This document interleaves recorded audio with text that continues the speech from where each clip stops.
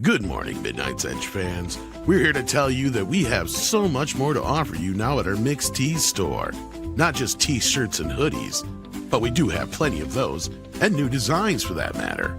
You can also get mugs, and of course our brand new limited Amber Turds stained blanket. That's right, just for your bed or wherever you need it.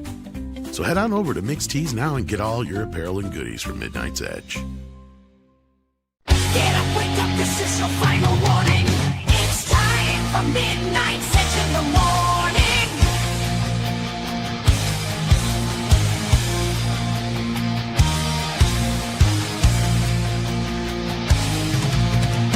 The gang is ready to go and it's time for the show.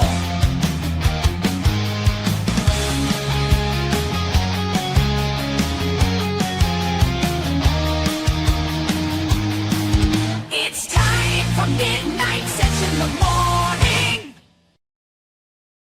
Greetings, everyone. Welcome to midnightsedge in the morning. It's Friday. We have passed the middle of 2026, and we are just about to reach the point where the sun also turns and heads towards winter, at least in the northern hemisphere.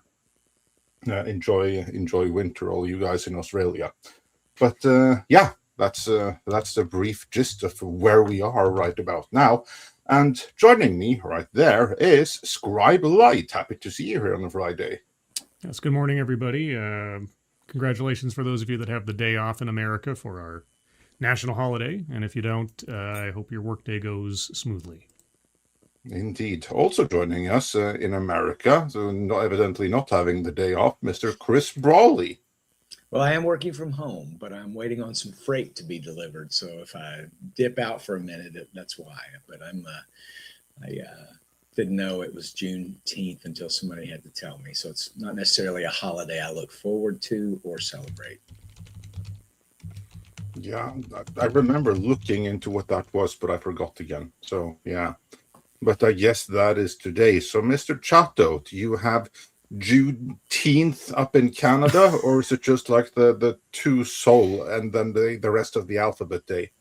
Are you talking about Father's Day, or are you talking about that's coming up? No. Well, no, Juneteenth is absolutely not Father's Day. I mean, that could not be further from the mark. Juneteenth. Well, I know we've got Pride Month up here.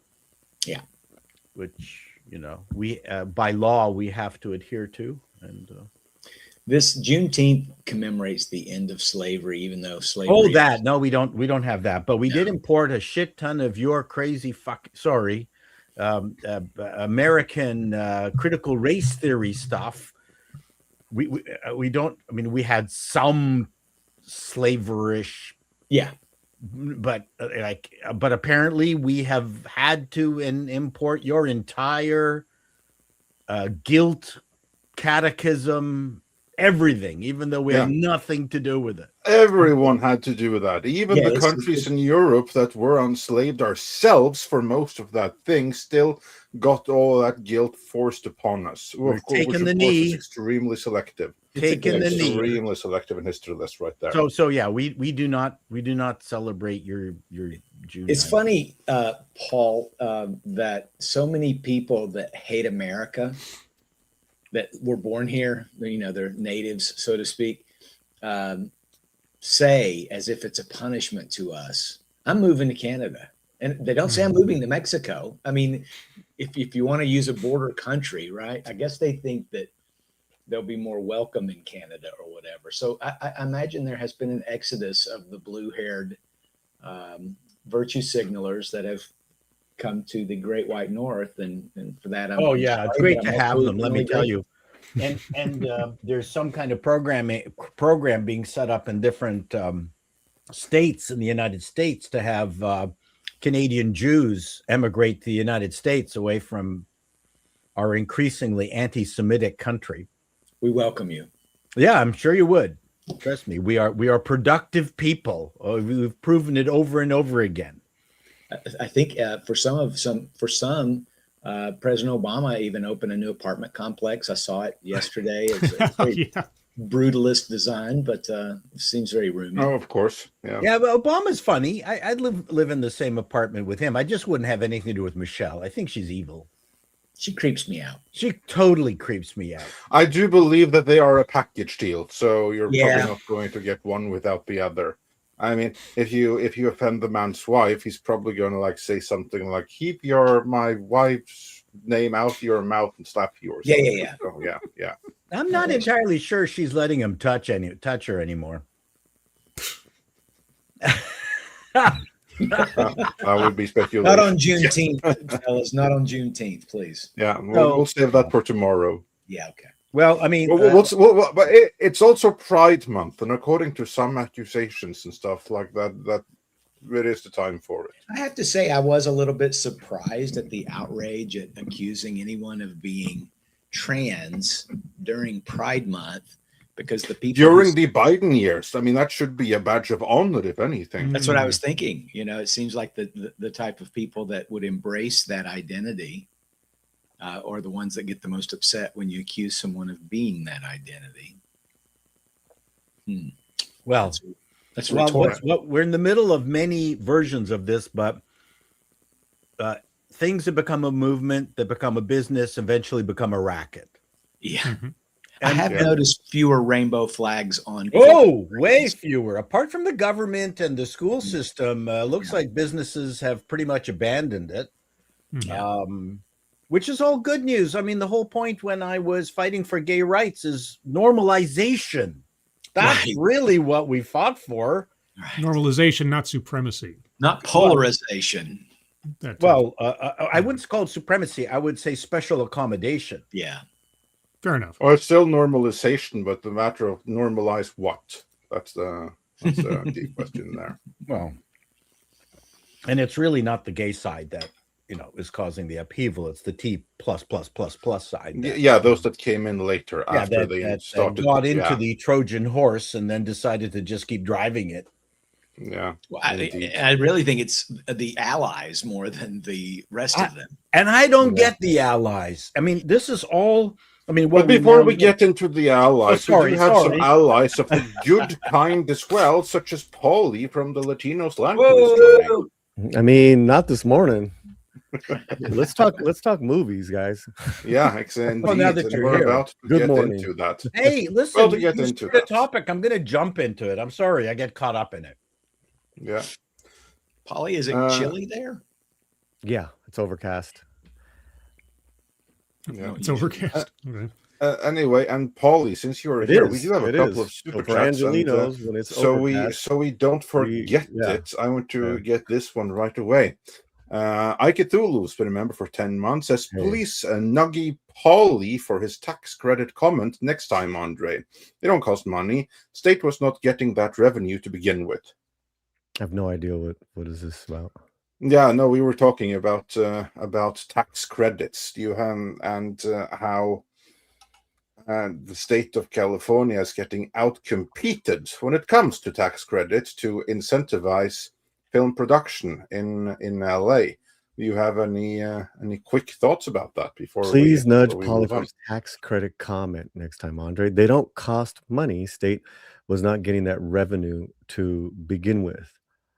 Yeah, because that's the matter. Like because with tax credit, it's not that it's money you are.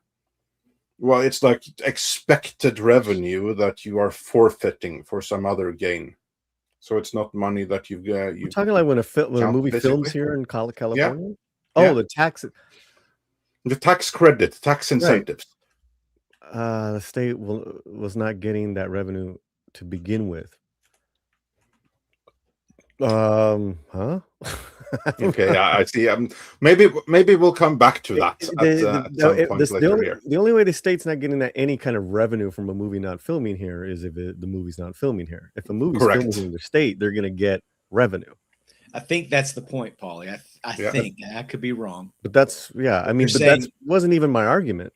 No, I agree, but I think what they're trying to say is that unless the tax credit was offered, no money was going to come in because the movie wasn't going to film there. But I don't think you ever made that sort of point.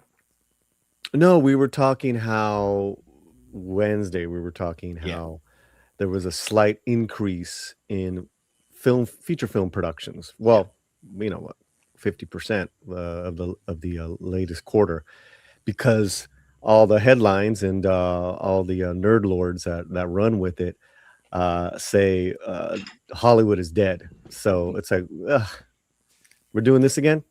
So I went and just showed some numbers, and at the end of the day, from top to bottom, when a production is in any state, not just California, any state, you're gonna get a lot of revenue from industries that are supporting that film to directly supporting that film. So the benefit is that we need to push that so we can keep films being produced, not just in California, but I would say in America. So what happened to Trump's initiative? He rattled some sabers with regards to bringing back American movies. Well, he to even America. appointed What happened with ambassadors that? in John Voight and Stallone and Gibson. I forget Gibson. Yes, Gibson. yeah. Yeah, we queried a lot of this on Wednesday. We missed you, Paul. And Paulie was making a lot of good points. I think it all stemmed from the Variety article that had Baywatch at the top. Yes. Yeah. And which I think kind of circulated after we brought it up here. And, I read that. So Baywatch is complaining that they can't make Baywatch in California, was what they concluded, right? And there was another show. I don't. Maybe it was Baywatch, where It was Baywatch. That was the key one. But of course, it's happened to others. But that was the high-profile one. Yeah. That's the latest one where the current mayor all of a sudden was able to lift permits. Yeah, magic. Isn't that interesting? Maybe Yeah. she could lift herself out of this country. Oh, did I say that? Well, get me started. See, that's what I'm saying. Let's talk movies. Ghana might take her. You take her. Ghana, yeah, she loves it. But yeah, I'm sorry that dude is not going to be part of the runoff for the next mayor. It would have been a much more interesting and fun bit of news. Yeah. he's not going away. And I mean, okay, all right. It's going to be very interesting if Hilton wins the governorship, because Hilton was leading on to where maybe we will give Pratt a position. I guarantee you, about karma, a position to where Pratt oversees certain things beyond the LA City Council and the LA mayor. I thought that would make awesome. perfect sense. Yeah, it would make perfect sense. You know, because they're all right. I'm gonna stop. This will be another stream, Andre. Yeah, indeed. We're gonna move on here. I could Back to movies. Continues. Real quick, Wednesday, Paul, you said the tax credit cost the states billions. You misrepresent how it works. That's why I recommend noogies. You said the tax credit cost the state billions. I mean, they lose. Well, they lose more if there's no one is coming. I mean, that's what we've done in Norway to a large sort of things. Like, for instance, the series Vikings with Ragnar Lothbrok and stuff like that. Mm-hmm. Yeah, they wanted to film it in Norway, but then the Norwegian state, they were like, "Oh, we give us money. We're going to tax you." They basically chased them away, like they chase everyone away. So they ended up with Ireland instead. They lost so many productions that way. Wow. And oh yeah, for sure, it doesn't benefit anyone. I mean, it's the same reason. Like, for instance, you have like several sequences in Marvel movies that take place in Norway, like Tønsberg, stuff like that. Nothing is filmed there. Same reason. It's tax credits. It's chased away by the government. So thank you for the super chat. But if I did misspeak, I do apologize. But tax credits cost the state billions if it's lost money on the table. What's so fascinating about this time right now, that you're seeing how the sausage gets made in regards to from obsession in the back rooms, just really like starting the upheaval. and everyone is throwing in their 2 cents, which I think is fantastic. If you guys get to follow filmmakers on X, but in regards to this, you know, these have to be implemented. You know, there needs to be, you know, huge incentive for these studios to keep the production share. And I said that's probably not going to happen with television, because television, which is why you're seeing South Africa, Ireland, all these other countries thrive. But for indie films and then studio films, it's easier for them to maybe switch it up. But back to your thing with Trump and all, I think that effect is probably a little more kind of like the Ellison thing that's happening. Those mergers. That's a different video. But Chris, you want to do your work before we move on here. How these tax credits cost the states. Some of them are refundable tax credits. Like, in other words, if a studio owes zero in state taxes, but they qualify for like a $10 million refundable tax credit, the Treasury has to send them a check. Yep. So that costs them money. Then there's transferable tax credits where the studio allows the studio to sell the tax voucher. So, and obviously that's going to be used, like if they use that towards a bank or a power company or something like that. And then there's direct cash rebates and grants. So, I mean, yes, it does cost the states. I don't want anybody getting the idea, nuggy or not, that it's just sort of here's a credit towards what you owe us, so now you don't owe us as much. That's not always the case, because sometimes there's nothing owed. So the production gets a credit, which is sometimes in the form of a check. And they'll get it after the fact. Right. But it's still, the state paid that. Right. And that's that's going to be the case with The Mandalorian.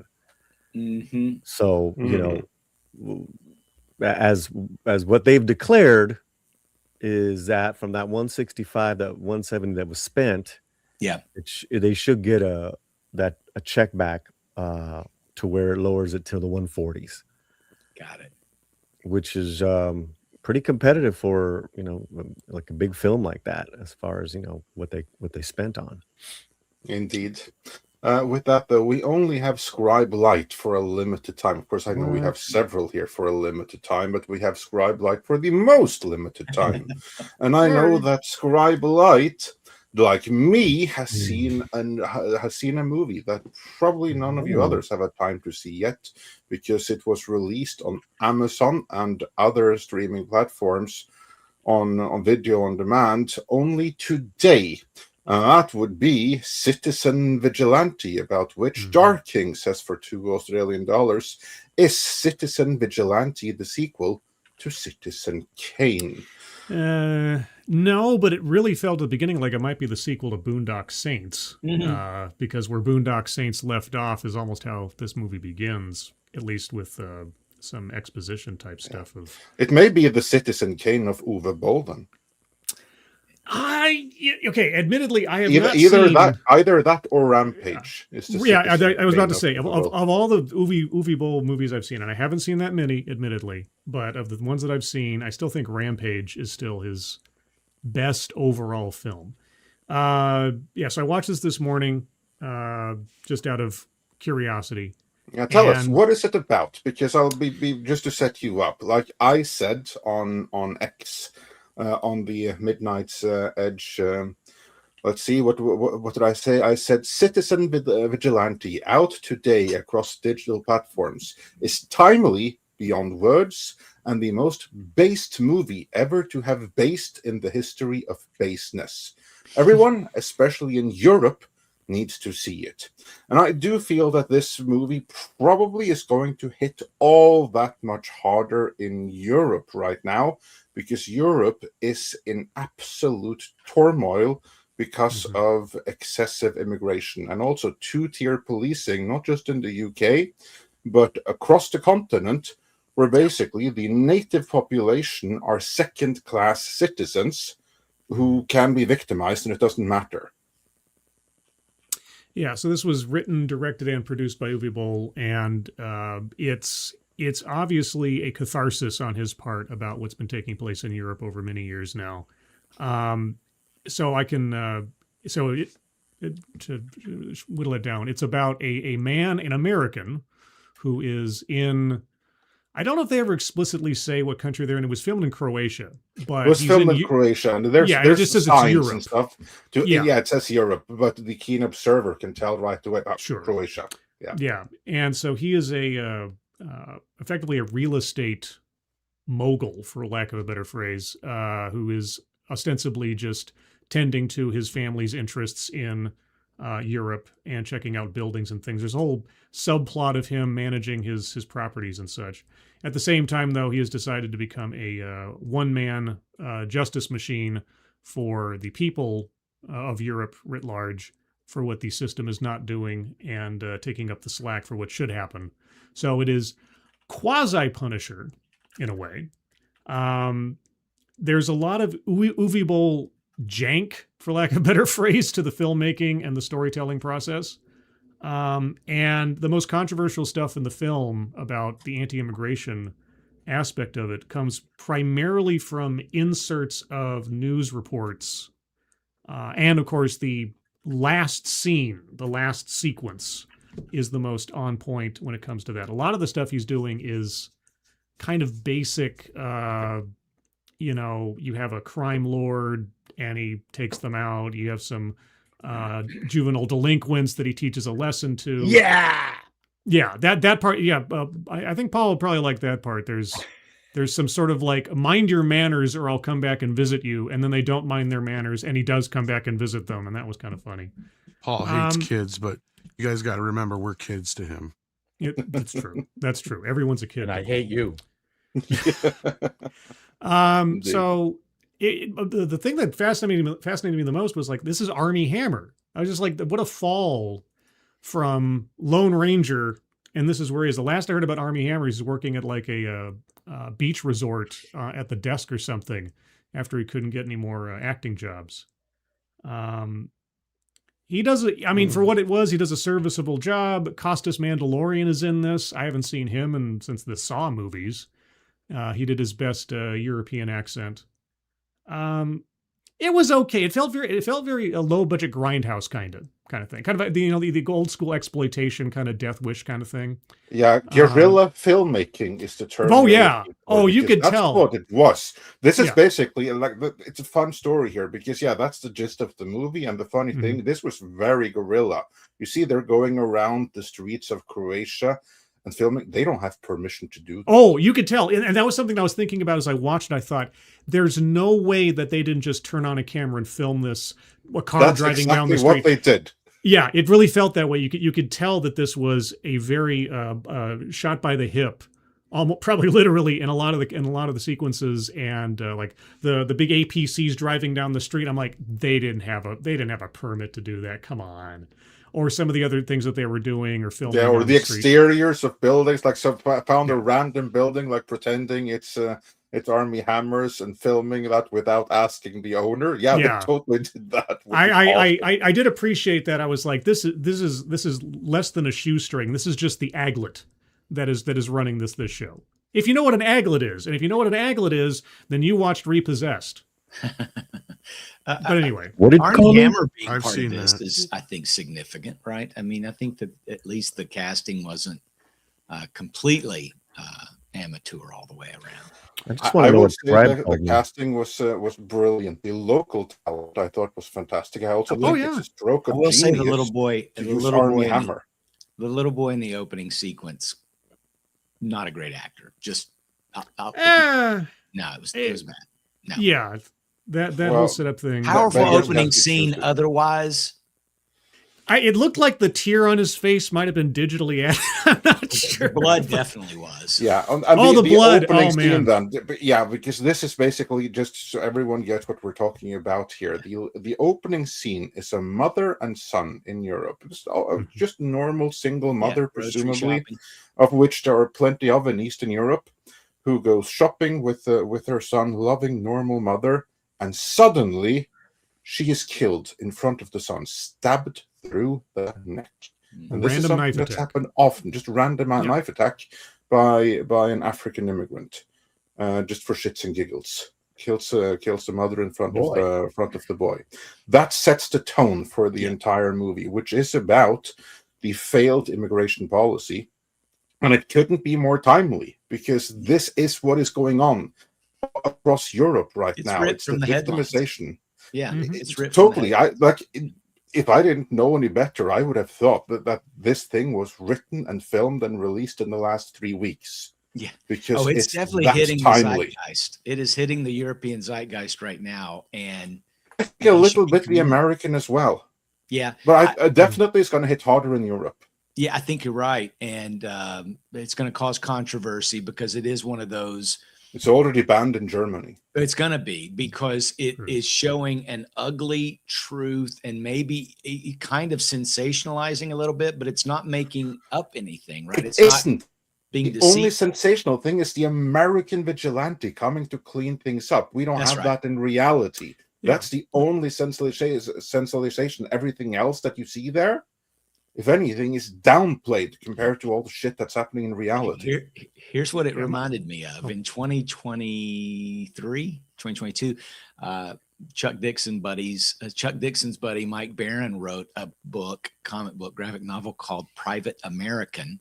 Yes. And it was a former Green Beret who lived on the Texas border, and one of his friends got killed by the drug traffickers there, and the government, under Biden, of course, wasn't doing anything to stop it. As a matter of fact, they were welcoming these migrants in, and he said, I'm going to at least stop the human and drug traffickers, the fentanyl dealers and all that. And he goes, Punisher meets Death Wish after these guys, and it got banned off Kickstarter for stochastic terrorism or whatever. And this is by people who hadn't read the book yet, because if you know anything about Kickstarter, that's usually done to raise funds to do the printing and production. So nobody could have read the book, but it was called a racist AF book. And if you know what AF stands for, I think you know what I mean. But this is the same thing. It's going to be hard to look at from some people, for some people, and others are going to get potentially radicalized. They're going to get angry at it,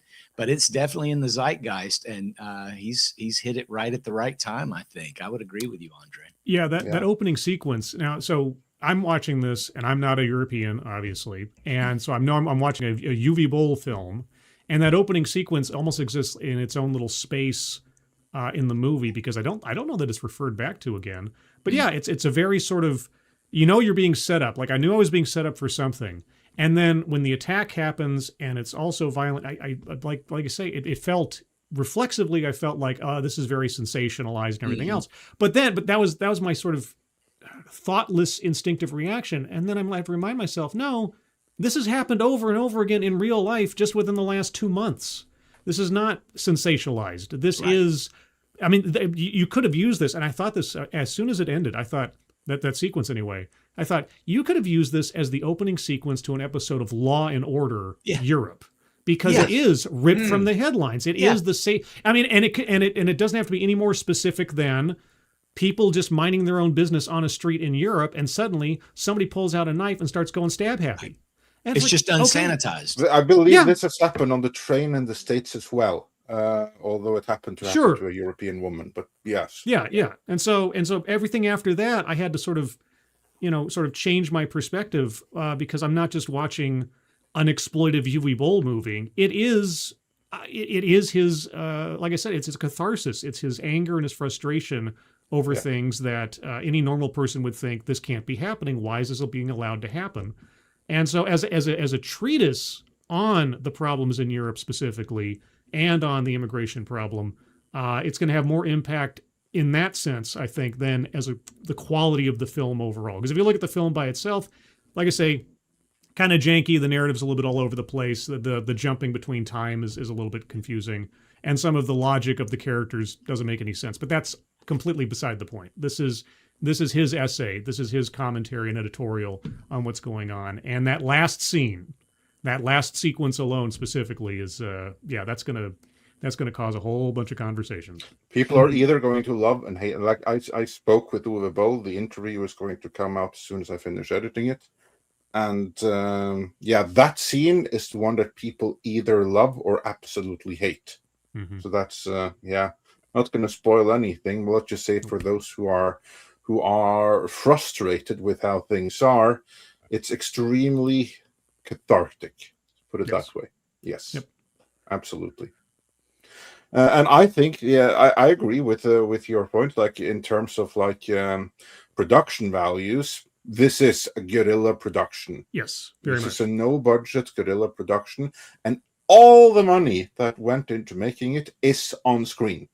Absolutely, yeah, certainly, and money that didn't need to be spent at all because it was all just filmed.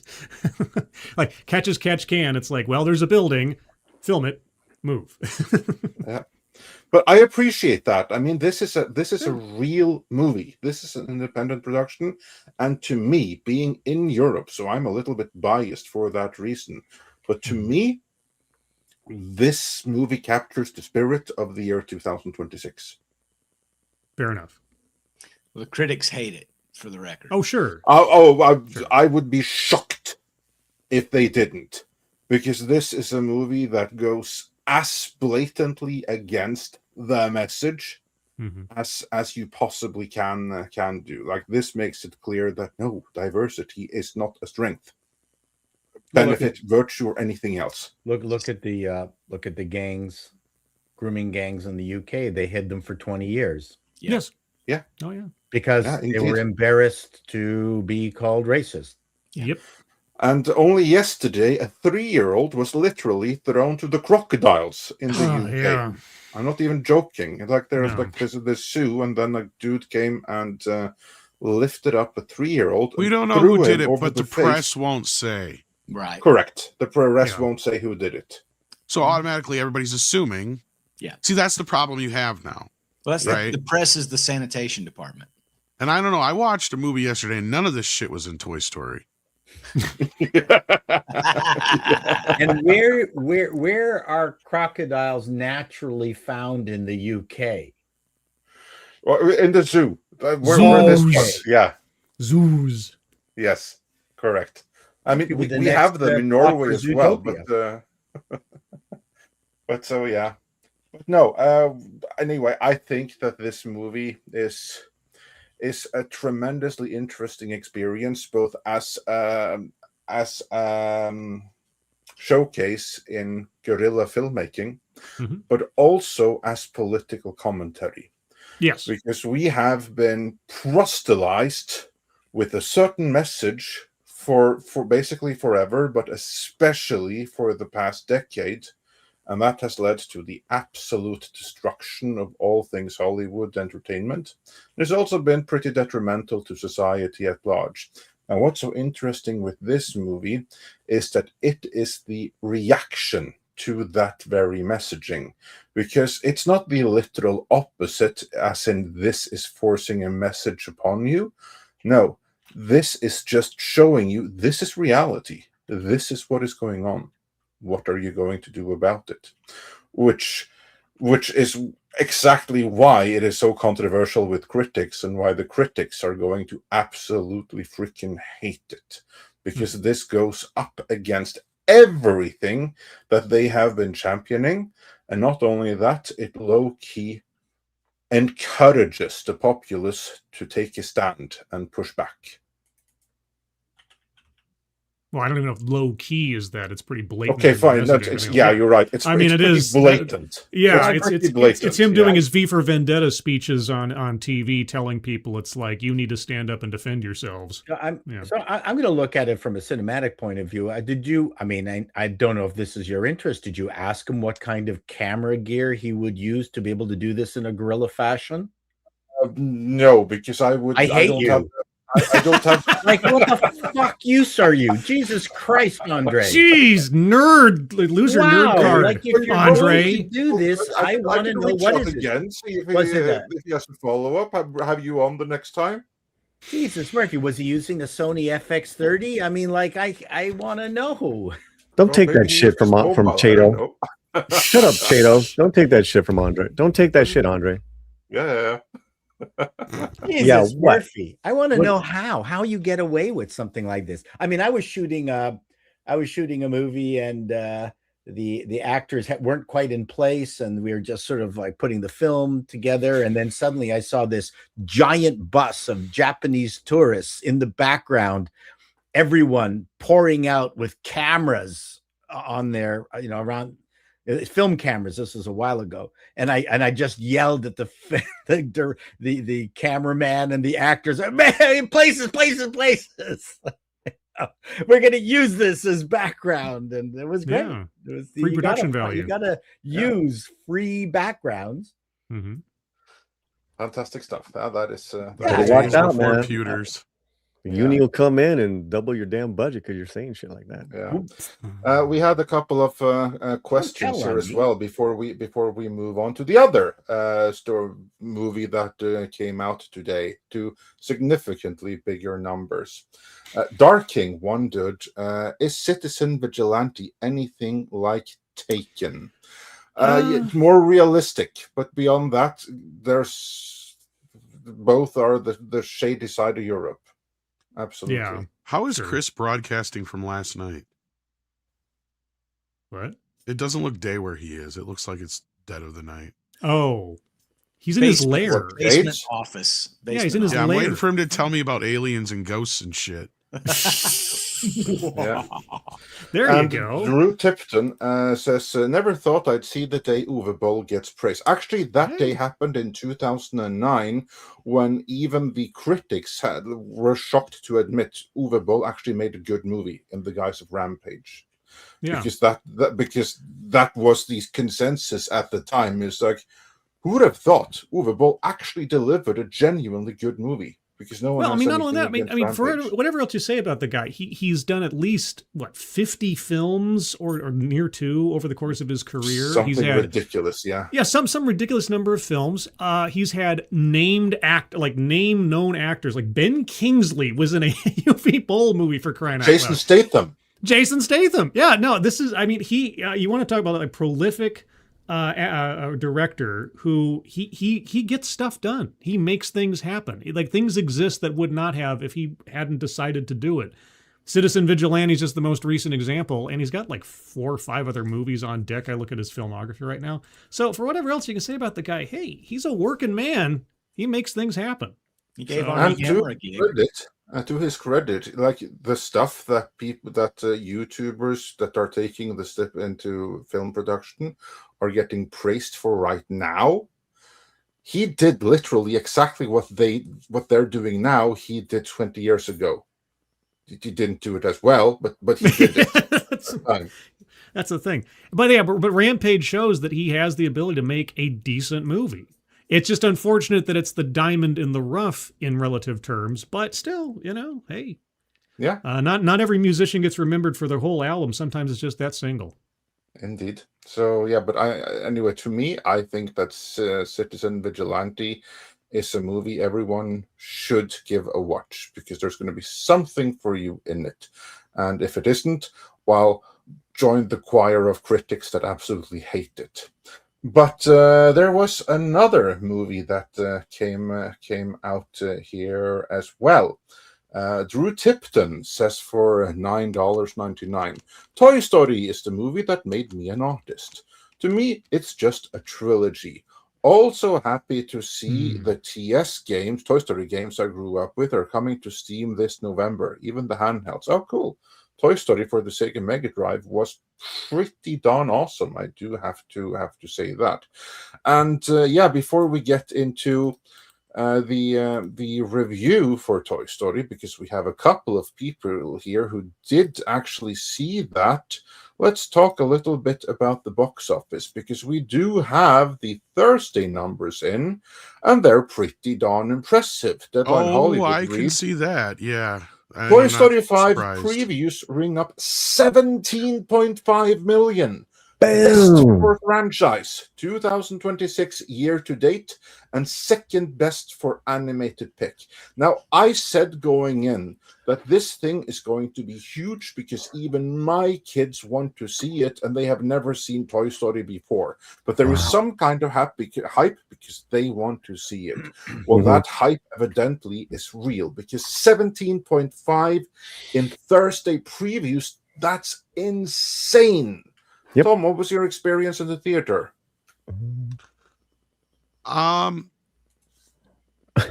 loved this movie. It was an amazing tale of friendship, love, and what it is to grow up, and what it's like being a kid and all these things. And I loved it, especially when I saw it 32 years ago. This is the same exact movie with just Jesse and Lily Pad replacing Woody and Buzz. And there's enough little new things sprinkled in here so most people won't notice that. But really, it's just The Last Jedi and The Force Awakens wrapped into one. It does everything it can to demasculize the original male toys. Really? Yeah. Really? Wow. Oh, please. No, it really does. Oh, it please. really does. Well, Like, even Chato Chato saw the movie as well. Yeah. Oh, here we go. Okay, I thought you were kidding. No. No, let's. Okay, well, whatever. Buzz is the bride. That's all I know. Yeah. So It's the imagination of the girl. Yeah. Anyway, this movie is a wretched shithole, but people are going to eat it up. Excellent movie. Excellent movie. Oh, there you go. Excellent movie for kids. Boy. Well, it's Toy Story 5, huge Wretched movie. Shithole, Midnight Edge. Yeah. No. Wretched shithole and an excellent movie. So it'll be the judge. An excellent shithole. 32 years ago, because it is the exact same Yeah. fucking It's movie. a story of friendship and love. I basically wrote that in my yeah. review. It's a repeat of the first movie. I feel like Tom I'm had watching me this going, Siskel man. Ebert. I was like, oh shit, he loved it. It's like 3 movies in a row. No. Oh, no. I knew he I was felt kidding. insulted by this movie. And you So guys got to understand, like, the first movie came out when I was a teenager, but I have a special place for it because it was the first movie I took a real date to, right? It was an actual date. So we went to see Toy Story because it was the only movie I could think of that we probably wouldn't argue over, and everybody was seeing it. Now I no know matter you're what age lying. you were. Now No, I it's know you're fucking lying. truth. Ah, Her name was Kathy. her Anyway, name was Lola. yeah. No, there was so much in this movie that made me feel like you're doing everything you can to try and make Woody and Buzz look dumb, old, or stupid. And yes, I said dumb and stupid on purpose because, yeah, if they're not acting dumb, they're acting stupid. And they literally do absolutely fucking nothing in the movie. Correct. But look like bumbling fools throughout the entire film. And then there's this other side story that's only there just so they can have an army of Buzzes show up at one point in the film that has absolutely nothing to do with anything else and is actually more entertaining than anything in this movie. Yep. And that should actually be its own fucking like separate thing because that was actually entertaining. And that's the way the movie starts. Actually, it starts with that whole storyline, and then that just cuts to that throughout the entire film without any rhyme or reason until when at some point they're all going to cross over, which they do. Yeah. They've just been playing the same song though every film just about because it's who's better, Buzz or Woody, and the kids are growing up and they're not playing with their toys anymore. I mean, isn't that sort of the theme of every Toy Story movie? Well, the first 3 movies have a method, which is problem, plan, failed plan, get out of the problem that the failed plan caused, Just in make time. another plan. Yeah. That's it. That's the Toy Story method. Yeah. And they did a good job of filling those holes in executing this in a workmanlike way to create a movie that is not the best Toy Story by any stretch of the imagination, but is eminently entertaining and covers off a really important topic. And that is, yes, screens replace Buzz, but screens are evil. And this movie goes really hard on girls, especially not talking to each other and being really mean and cruel to each other through chat. But it doesn't really ever address that. It doesn't really ever do anything to really shows it. It shows it, but it doesn't do anything about it really. It doesn't. And at the end of the day, the problem with that, no, it doesn't, because at the end of the day, through Bonnie. But Lily is still considered a good character by the end. Spoilers. That's the problem I have with the film. is you're saying the movie that's not there. Herself out. She sacrificed. Yeah, but they embrace technology by the end. That's the whole point. Like, anyway, that's why I said it's the exact same movie as the first one. Well, and I agree with you. Yeah, because so basically, you are. Yeah, what I'm hearing is that you are agreeing on the specifics, but you disagree on the evaluation of it. So okay, if we're making a comparison between the J.J. Abrams, The Force Awakens copy of A New Hope, that was eminently cynical and unrewatchable. This, while it follows the same, as you said, it follows a lot of the same kind of plot pointing stuff as the first movie. This is at least entertaining and has value, even if it missteps here and there. Woody didn't need to be in here at all. How did Bo Peep suddenly get legs when she was a ceramic lamp?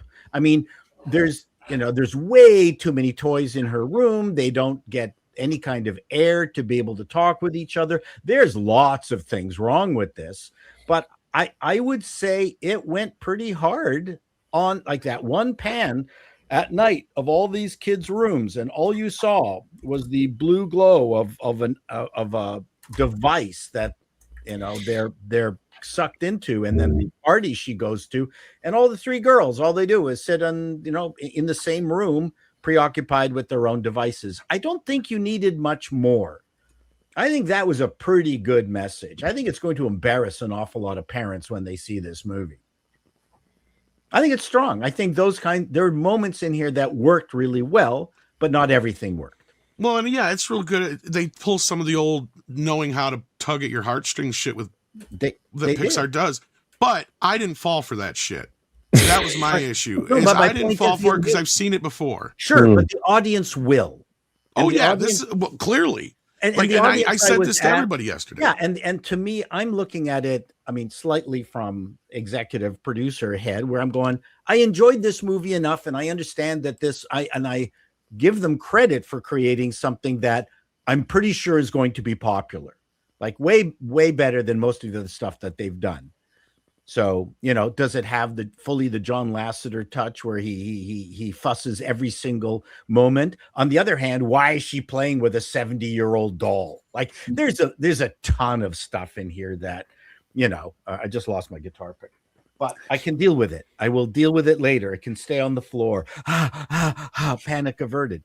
So, from a business point of view, I think they did a marvelous job. Good enough. And certainly Conan O'Brien as the potty training toy was very funny. It was weird. Yeah. But so speaking of... So we agree in many things. We're just not emotional. That's what I'm saying. That's the thing. Is like the audiences are going to eat this up. Yeah. But like at the end of the day, I'm seeing this. See, here's my issue with Pixar. Their initial gimmick was, we're going to take a popular... They're basically Paul Feig's. They take a popular story or an idea and they kidify it. And they generally add some kind of twist to it, whether it's a toy, a bug, or what have you. Because Toy Story is basically like Lethal Weapon, right? Bug's Life is basically like, Seven Samurai or Magnificent Seven, whichever one you want to compare it to. And I mean, we all know Cars is Doc Hollywood, almost scene for scene, beat for beat. The only difference is a car instead of a doctor. Like, I mean, you get down the road, like all these movies are the same thing. Now we've gotten to a point where they're literally remaking one of their own movies. And that's where I'm sitting here watching this going, this is just full of manipulation. It's just full of the type of shit that you'll expect to see. It's paint by numbers. But that's what a movie is. Well, yes, is manipulation. But okay, sorry. I was just going to say, Toy Story has a lot of avenues it has not explored yet. And here's one issue I've always had with the movie, is that boys don't get rid of their toys usually. And if they end up losing them, they spend the rest of their life searching on eBay for that toy. See, there's a movie in here that we're never going to get to see, and that is the story of Woody going back to Andy. Because Andy is probably desperately trying to get Woody back in some way, shape, or form, whether it's the original Woody he had or some other one at this point in his life. Sure, right? Because there's a YouTube nostalgia show with all his other mannequins and DVDs and everything else, and he wants to go back and get his collectible. So instead of treating Buzz and Woody like this, why not do that part of that story? You can still tell the Jessie story. but that's it. The Jessie story was fine. Sure, but Jessie can have her own story because this is a Bond. Like the first 3 movies were an Andy movie, not Buzz But it's the same fucking story as the first one. No, but it's through the eyes of Jessie, through the eyes of Bonnie. It would be better if it was just about the growing up. It's not about the growing up, and this is why I don't agree with you on the lily pad part, because they don't actually resolve that. It's still kind of left out there, and I kind of get it because parents can't do anything about it now. But from the start, they set Bonnie up as this child who's not into it to begin with. But by the end of the movie, they're basically integrating it into her life, right? Which I get it. That may happen in real life. But at this point, I'm saying like the better message in this movie is get off the fucking iPad and go find a friend. That is fine. I'm fine with that message in the film. Yes. But it's also throughout this convoluted mess of a story that doesn't really resolve itself very well. And this is why I still feel like they've been, it's a better film than part 4. Yes. Yeah, one of the most powerful parts of this is that she had to find a friend who was capable of playing.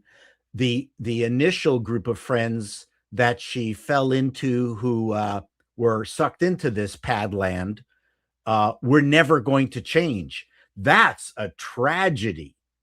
Yeah. Like it would have been another tragedy here is that we are sadly losing Scribe Light. So, I did want to say something real quick though. I did want to. I want to say something. Sorry. I guess I'll ask a question before I leave because I haven't seen the film, so I'm just getting from what you guys are saying. But if I'm being cynical, and I can't help myself, it feels more like this is a soft reboot meant to save the franchise from the failure that was Lightyear, and still try to recapture the things that made the whole franchise popular in the first place. And it's been 7 some odd years since the last Toy Story movie. Has it? Toy Story 4 came out in 2018, 19, something. Hey, this is Chris. Oh, hi, Chris. Sorry, Chris. So I could understand if they're trying to make up for mistakes in the past and Disney's still trying to merge their way out of some of the wokeness that permeated other things. It sounds like this is more like a compromise play to try to save the franchise more than anything else, regardless of how the story might be hashing out. I agree with you probably. And the problem with that, though, is they're not endearing themselves to the classic fans the way they're treating Woody, and specifically by making Buzz so goddamn gay. I don't even believe he wants Jessie. Right? Like, that's the thing. Is like, okay. I've gotten to this point with the movie I'm watching going, are these the same characters? I mean, they make Woody fat.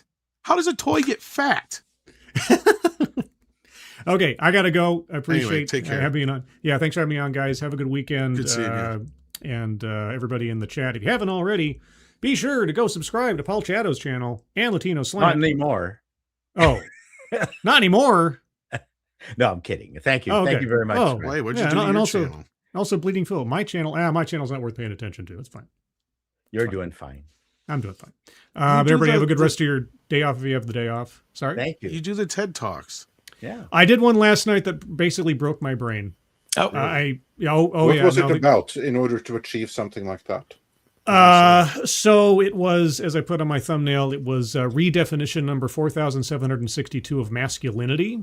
Oh, wow. And I have to say, and I mean no hyperbole by this, there's probably only one other TEDx talk I've ever reviewed, and this is out of hundreds, that frustrated me more with the contradictions and just absolute absence of logic coming out of the speaker's mouth. It was something else. And I've watched a lot of masculinity things before. Yeah. So. Was the speaker, by any chance, Elliot Page, the paragon of modern masculinity? No. This was a very well-fit Brazilian jiu-jitsu practitioner who was very apologetic to all the women in the room who might think he might be a misogynist for trying to be supportive of men. It was really something to see. Wow. I know. Anyway, everybody, have a good weekend. Nice to see you guys, and I'll see you later. Take care, sir. Okay. So yeah, no, nothing I say is going to affect this movie, right? Like, so I'm not even. Or me neither. You know, and it's going to make all the money. It's going to make probably going to be one of the biggest movies of the year. Yeah. Now the audience didn't like. There was an audience there, and I went to my podunk shit theater. And here's the other thing that pissed me off: is they jacked up the price. Now I guess they did it overall, but I can't help but feel like it wasn't because of this movie. right? Like it's weird. It's like all of a sudden they jack up the price. This is one I've been talking about forever. That's been $5. Now they jacked it up to $8. So I'm like, it's not that much more, but it still kind of pissed me off. And I don't know. It just, the movie's going to do fine. So whatever. It's good for Disney on that behalf. But is it better than Toy Story 4? Yes, but I still can't recommend it overall. I did not like it nearly as much, obviously, as Paul did. Better than Motu? Yeah. Okay. But it's not that bad as far as like how it treats the original characters. But it is like, look, I thought that the giving Woody a bald spot was clever because, you know, paint wears off and all that kind of stuff. But they make the joke so many fucking times in the movie, and it's they're constantly reminding Woody that he's old. Yeah. Woody is a worthless add-on in this movie. He is. It would have been better to not include him at all. You know, I agree with Paul in that. Like, if you'd have had him as just like a cameo and then like set him up for something else in the future. Yeah. So, like I said, so what's her name calls him briefly. I need help, and he says, "I'm busy." And she doesn't even actually ask him for help. That's the fucked up part, right? Yeah. He just assumes that's what she means because he catches two things she says. You're right. She should be asking for help, and he's not available. That would have been a better thing. And then don't include him at all because everything he was in was worthless. Because Buzz is actually justified in some of his feelings, even though it's some of it's miscommunication, right? Like that's the thing that was kind of bothering me throughout the film too. Is like Buzz is being very proactive, but it's to the point where he becomes almost fucking cuckboy, right? Yeah, but where'd Paul go? Paulie go? Paulie is. So the thing is, it's a rich experience, not a thin experience, and my point is, I don't think it's going to disappoint an awful lot of people. It is not an insulting movie. It's a rich experience with a very good point about devices and the addiction, and I think that's worthwhile. I was really, and there's some surprises in there and some very funny moments, and I didn't particularly like, the other girl who played stuff. I didn't. I was fairly neutral about. See, I actually thought she was a better character than Bonnie. Yeah, Bonnie bothered me, but anyway, the movies I felt okay with the movie. I didn't feel dirtied by it. Well, and Bonnie to me is just coming off as a character that is just kind of.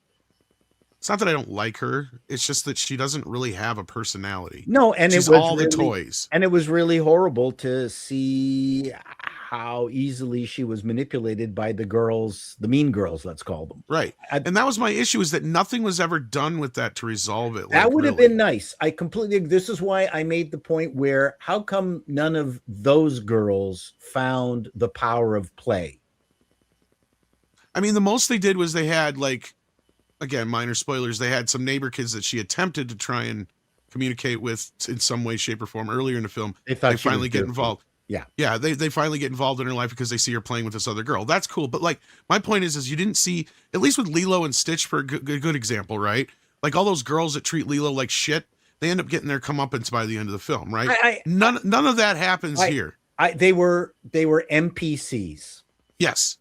And the worst part is Bonnie almost is too. That's my problem with it, is she doesn't really have a character. In fact, the Blaze character, her new friend or whatever, the other, girl, she's got more of a character than Bonnie does. In the 20-30 minutes we get to know her in the film. But you know, we've been following Bonnie now for 3 movies almost. In the first 3 movies, Andy is kind of a cipher also. He is. But at that point, at least we know a little bit about Andy though, right? Like through his play and other things. And we do get a little bit of Bonnie through her play, but it's more or less just, kind of like what Andy did, only the girl style. Right? Yep. Like, so, okay, fine. Yeah, but what you're describing is something that still makes it a worthwhile experience. The first movie was done in 1990s sometime. 95, like I said, 32 years ago. 95. 95, yeah. So, like I said, if my comparison is A New Hope and the rise of the whatever. I didn't say Rise of Palpatine. I said The Last Jedi. No, I'm talking about the first J.J. Abrams one. Yeah. The Force Awakens. Yeah, Force Awakens. So this is a far better version than the Force Awakens copy of A New Hope. That's all I'm saying. Yes and no. I still feel like Yeah, there's a there's lot of the parts of it issues you don't like. That's fine. It's not just so much that I don't like it. I think a lot of people are going to overlook it and they're going to be like, well, that's fine or whatever. And I don't see that as so much of an issue as, you know, as far as like if people enjoy the film, that's fine. But my problem is the message it's going to be sending to Disney. Because I kind of agree with Scribe when he said that this movie was kind of being, or was that you, Chris, who said it? I mean, I think it was Scribe. Basically said that this was being made as a makeup for the shitstorm that was Lightyear, right? And I think a lot of that also goes to Toy Story 4, even though it was a hit, you know, theatrically. I'm sure they know that it was not received as well as the first three films. I don't think they care. I think they care a little bit. Otherwise, they wouldn't have brought that old school Pixar pedigree I have a back bigger issue with this film that no one's brought up. What's that? It's too fucking dark. As far as it's story-wise or visually, this movie does not have the candy color, bright, colorful experience of the other movies. This is suddenly become wow, I can't see what's going on in this frame. Why that might be your dark? theater thing, because I didn't have an issue with that so much. The other thing I did notice, though, that kind of stuck out more to me was like the fact that we've come from 95 to now is how realistic things are looking. No, that was my other point. In the real world. Was they overdid the depth of field. They overdid. Okay, I can see what you're saying there. But I didn't feel like it was dark. I mean, I could see what was going on in the frame. Well, it was dark for me. Maybe it was your screening, because I was going to say I could see what was going on, but I didn't like the overall cinematography because it made it look too realistic. No, it was too realistic. I completely agree. Yeah. This is part of the darkness. Like they're in the room. Okay, who cares? I don't need to see it in that much shadow. Let's show some stuff. Like, big deal. You know, it drove me this crazy. Movie's very realistic looking in that sense. I agree. I can see where you're coming from in that respect. As far as the lightness, darkness aspect of it, I didn't notice that part. Yeah, and usually I'm gonna put somebody who bitches about that. But they matched the things the way the cars looked. They matched an awful lot of the exterior stuff to the original Toy Story. The way, you know, the volume of the cars and the way they kind of worked. I mean, that was all pretty good. But anyway, yeah, I mean, overall, my feeling was this was going to have hit written all over it. Oh yeah. I'm not going to argue that at all. And most people will enjoy it. I mean, especially like grandparents taking their kids and grandkids and whatnot. And most parents are going to enjoy it. If a single parent goes, damn, I'm going to take the device away from my kid, or don't have it at dinner time. Now, that's one thing they didn't show, is like an entire family of everybody ignoring each other and they're all on their devices. That it would have been nice to have seen that, but yeah. And I didn't like, that was one thing that was kind of weird, because Bonnie's parents at first are a little concerned about getting her onto the device. Yep. But then they just almost like, don't even pay attention to it until it's gotten to a point where it's gotten too far. And then finally the mom interjects. But like, that's the thing that kind of bothered me too about the movie. Like, there's no point where it really does kind of lay down the foundation of, yes, it's okay to have technology and use it. It's really fuzzy in my opinion, as far as how it lays out the whole idea of how to use technology and not overuse technology. But it's a balancing act. I mean, I look at it as a writer, and I mentioned that in my review, is that writing is about selecting options. That's really what it is. And you hope that you pick the right option, both from the perspective of what the audience is viewing, and also as a writer, you're trying to make your life easier. You don't want to pick the option that is makes it really hard to write the dialogue. You're always looking for the easiest options. And, you know, it's a paint by numbers thing where Toy Story now has that, where, something intrudes, failed plan, and then they executed that reasonably well and surprised us here and there with the way they got out of it. I mean, the final Buzz Lightyear thing was like ludicrous. What happened to battery life? I want to talk about excessive battery life. No one's going to bring that up in this movie. Where'd they get all that power from? Anyways. So do you want realism or not? Come on. Yeah, Paul. You're right. You're right. I want apocalypto. That's what I want. Whoa. So, all right. there you go. There's our review. This was actually, this is the way the reviews should be. I think this is a very, very interesting experience in reviewing. This honestly, it's how reviews should be. Here you have two completely opposing views. And what is really interesting is that you, for the most part, agree on the specifics. Yeah. And then it's the evaluation that differs. Yeah. But I think, this is fantastic. This is how it should be. It proves that we're not both morons. No, exactly. I mean, I kind of wanted to like a lot of it, like there's bits and pieces where I giggled and chuckled and smiled, and the stuff with Jesse near the end really did kind of, it tugged at the right kind of heartstrings. Don't get me wrong. But there's a moment that to me was another problem with the film is this is also a Toy Story movie that's being made in a world after Thor: Love and Thunder. And what I mean is you have a very heartfelt moment that was just about had me misting up, killed by a joke. Did they do that here? Yes, they did not let a certain moment kind of play out and let it have its emotional conclusion. Okay, don't mention it online. I'm not going to say what it is because it is probably one of the better bits in the film. But what happens is there's the army of buzzes comes in and fucking is a joke. Right. Then at that moment, like, no longer do they dwell too much. I mean, yeah, it comes back up again, but like, you don't have that normal thing. Like, and this is one thing I brought up last night when I was talking about it on Comics Division is like, and I remind people like, yeah, we talk about Marvel humor and everybody kind of points at James Gunn. It's like, no, James Gunn's not the problem. Remember, watch the Guardians of the Galaxy movies. He lets the drama play out. In fact, in the end of part 2, he doubles down on the drama with the Cat Stevens song at the end, right? So in this case, it's like the Taika Waititi type humor where it's like you can't let the audience have a moment of actual, drama without breaking the tension. You can't have it come to a natural conclusion. It has to be broken by a joke, right? And that's almost every scene in this film where there's something that normally would be that touching Pixar moment that gets you sniffling, right? And then you're like, oh, okay, never mind. We're past that now. There's some very original stuff in here. There is. I'm not trying to knock it completely. I mean, I would grade it probably like a 4 or 5 out of 10, but I think I gave the fourth film a 4, so I guess I'd have to give this a 5. I'd give this a 7 easily. That's being really generous. No, well, I mean, in your opinion. Well, yeah, because to me, Toy Story 1, 2, and 3 are 10 out of 10s. Like, that's a problem. You have a trilogy. Tarantino's not wrong. It's a perfect trilogy. You should have ended it there, right? Like, if anything, you should have just done spin-offs of different characters. Maybe. Well, I mean, again, you're in the business. You've got a studio, and you have to make money. You're going to do this. Oh, shit. Yeah, so I totally get why they did this. From a cynical perspective, this is a surprisingly uncynical feeling movie. And I don't wish any hate upon it or anything like that. It's going to do fine. It doesn't matter what I say, right? Like I said, even though some people may want to claim that I single-handedly somehow tanked Motu. I don't know how that happens. But yes, you.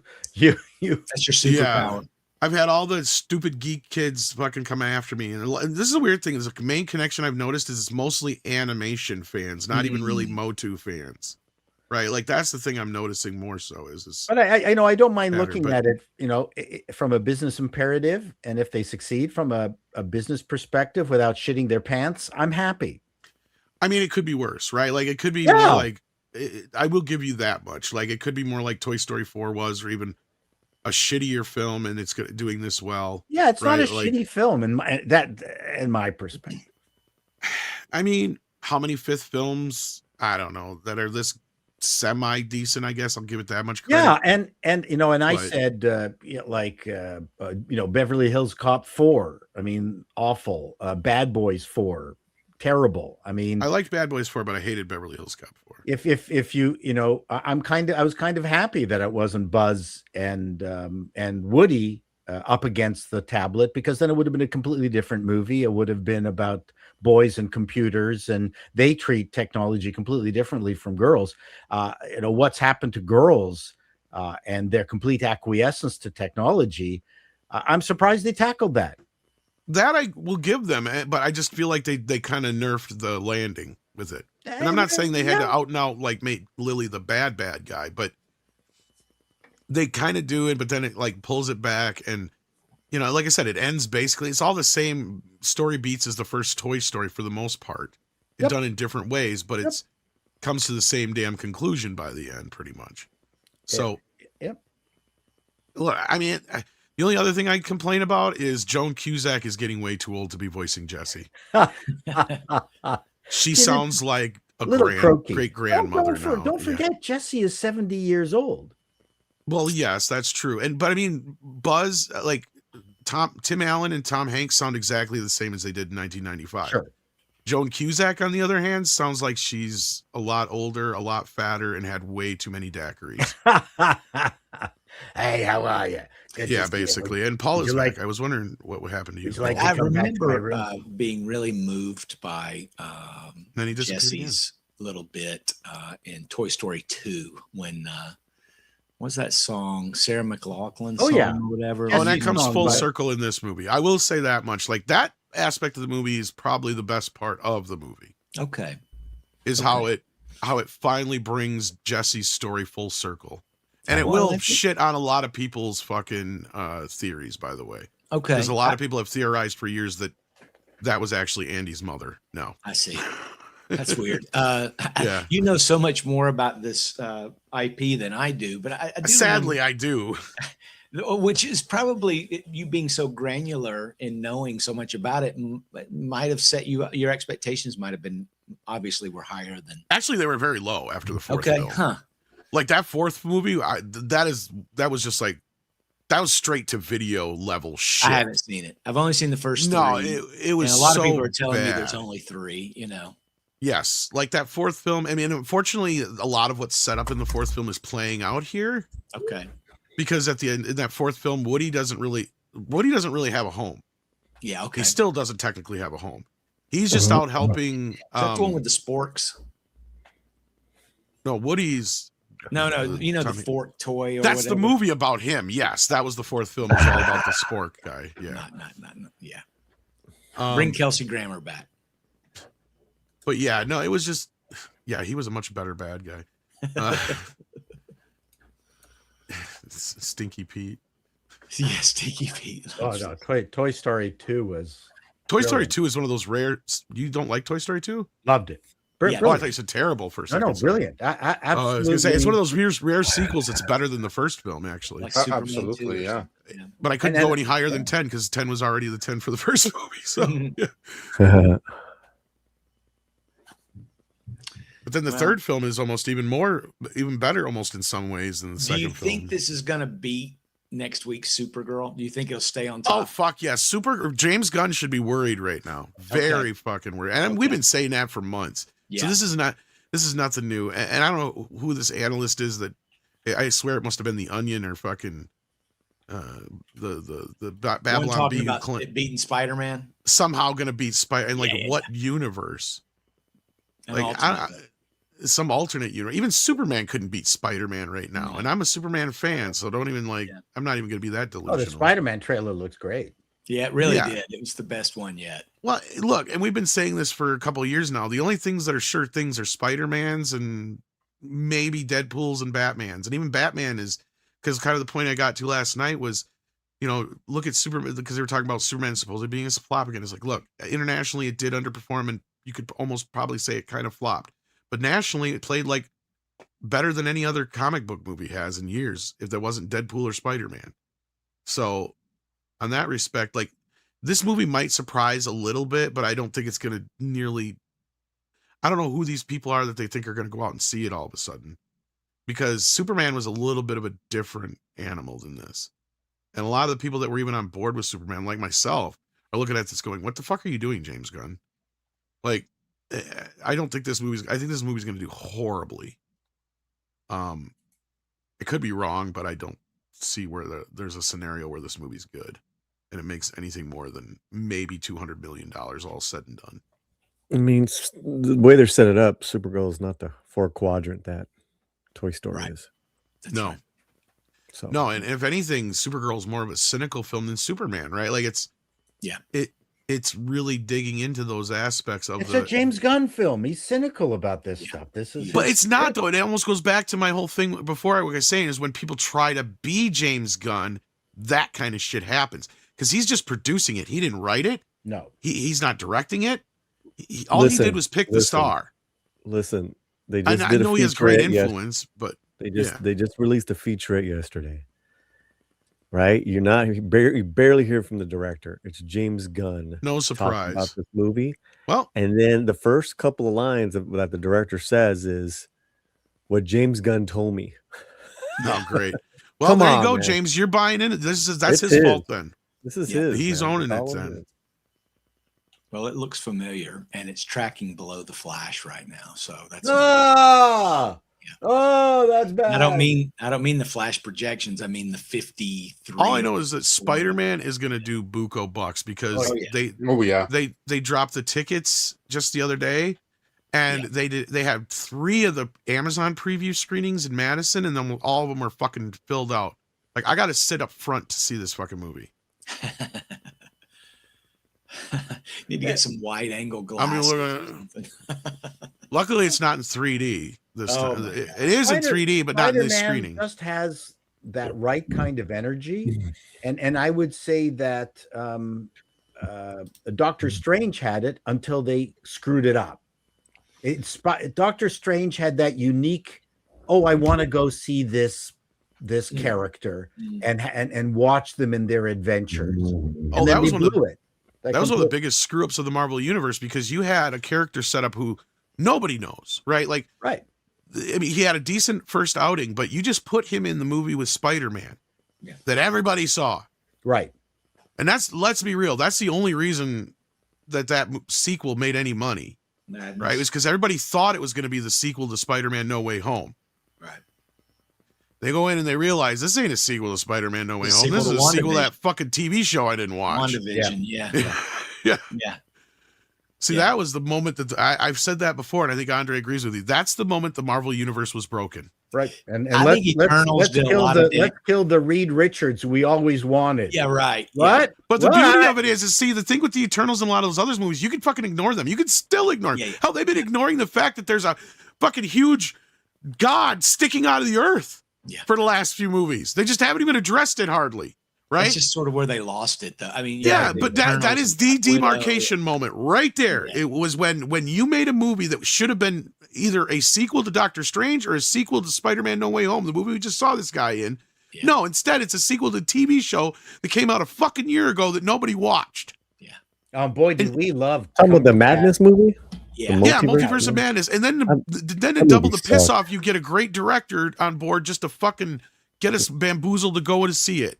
Yeah, and we love Cumberbatch as Doctor Strange as an actor. Like we really enjoyed it. Yeah. Well, and make no mistake about it. You hired Sam Raimi. You're doing the follow up to Spider-Man No Way Home. Everybody thought Spider-Man was going to be in this movie, or at least it was going to follow that storyline, because there's still some shit that he's got to fix. First of all, he shouldn't have done that in the first place. He should have known that. We all that's the one thing I think everybody kind of like. Some people pointed it out, but overlooked. Like Doctor Strange wouldn't have allowed that shit to happen in the first place. Yeah, that's the dumbest part of that. That MacGuffin bothered me to no end. But once we got past that, I was okay. You know what it should have been at the end, though, Paul? Is it should have been him teaching him a lesson, going like, now that you realize this is wrong, I'll take you back to reality where none of this happened. Right, and then he pulls down his pants and goes, "Let me." Not that kind of lesson. No, not Scoutmaster Ken lesson. No, sorry. Listen, at least Keanu Reeves was in the Toy Story movie for 2 seconds. Yeah, I'm just telling you, and he's playing a Canadian. So, hey, it was. What a way to spoil it. Sorry. Well, we all know he was in it because he was in the last one. But he's hardly in this one. DC Super Pets too. Keanu does these little fun. He's hard. Like he might as well not even be in this movie. Yeah, like, honestly, he was the star. He was one of the stars. He started on the Skunk Mobile. Don't please do not get me started on that. Duke Kaboom had a lot more to do in the last film. That he was one of the highlights of the last film. But no, I can't recommend it. But I'm sure you guys are going to get dragged to it with your kids. I'm sure Andre will get dragged to see it with his kids. You will love it. he hopefully will at least enjoy it. I don't know if he'll love it. He'll probably see a lot of the same shit I do. Well, probably, but hey, you know what? As long as the kids have fun, that's really all I'm asking. I mean, I have the trilogy. I haven't even watched movie number 4. I don't think I'm ever going to, because it's a perfect trilogy. If the kids want to see movie number 5, I can have a good experience with them. It's like the same thing with Super Mario Galaxy. You know what? They loved it. I hated it, but they loved it, and that they're the audience. So for the most part, you could probably skip 4. For the most part, I mean, some of these characters are gonna be like, "Who's this? What? Why? What?" I'm just going to go, and probably, like, my body is going to be there. I'll be pretending to enjoy it for the kids. Conversation's getting really weird. This is what I did with Super Mario. So, well, the weirder part was having a male play the role of a potty training fucking toy for a girl. That was so funny. It was, yes, Conan O'Brien, but like at the same time, I'm going. I'm sorry, Paul. It was like you wrote most of those jokes. They overdid the poop jokes. Yeah. That's why you love it so much. Yeah. Yeah. And right now he has to, and now he has to go and ghostwrite something else, because Mr. Chato, unfortunately, has to be leaving, and we also have to move on here because we have some more super chats to run through. So I got to go. That was fun. I felt very, very literate, like, We missed you this week, Paul. Well, I was up camping, and I'm going to go more often. So you're going to, sorry. I got the van out. It's working. He's getting to that retirement days, huh? Yeah. I need to go out. Just and when you do have an RV, you do have to use it every once in a while, don't you? Exactly. I mean, boy, did we hit great weather. I mean, the prognosis at McGregor Point was rain every single day, and it was sun every single day. So fantastic. You just got to go out, kids. That's the lesson. Outdoors. Yep. Anyways, love you guys. Stay away from the screens. Thank you very much. Yeah, stay away. This is what we did. We stayed away from our screens. And we'll hopefully see you Monday. And I can't think of anything else. Bye. Enjoy the weekend. Fantastic. Everyone, be sure to check out Mr. Chato's channel. Yeah, my review, my controversial review that says I like the movie.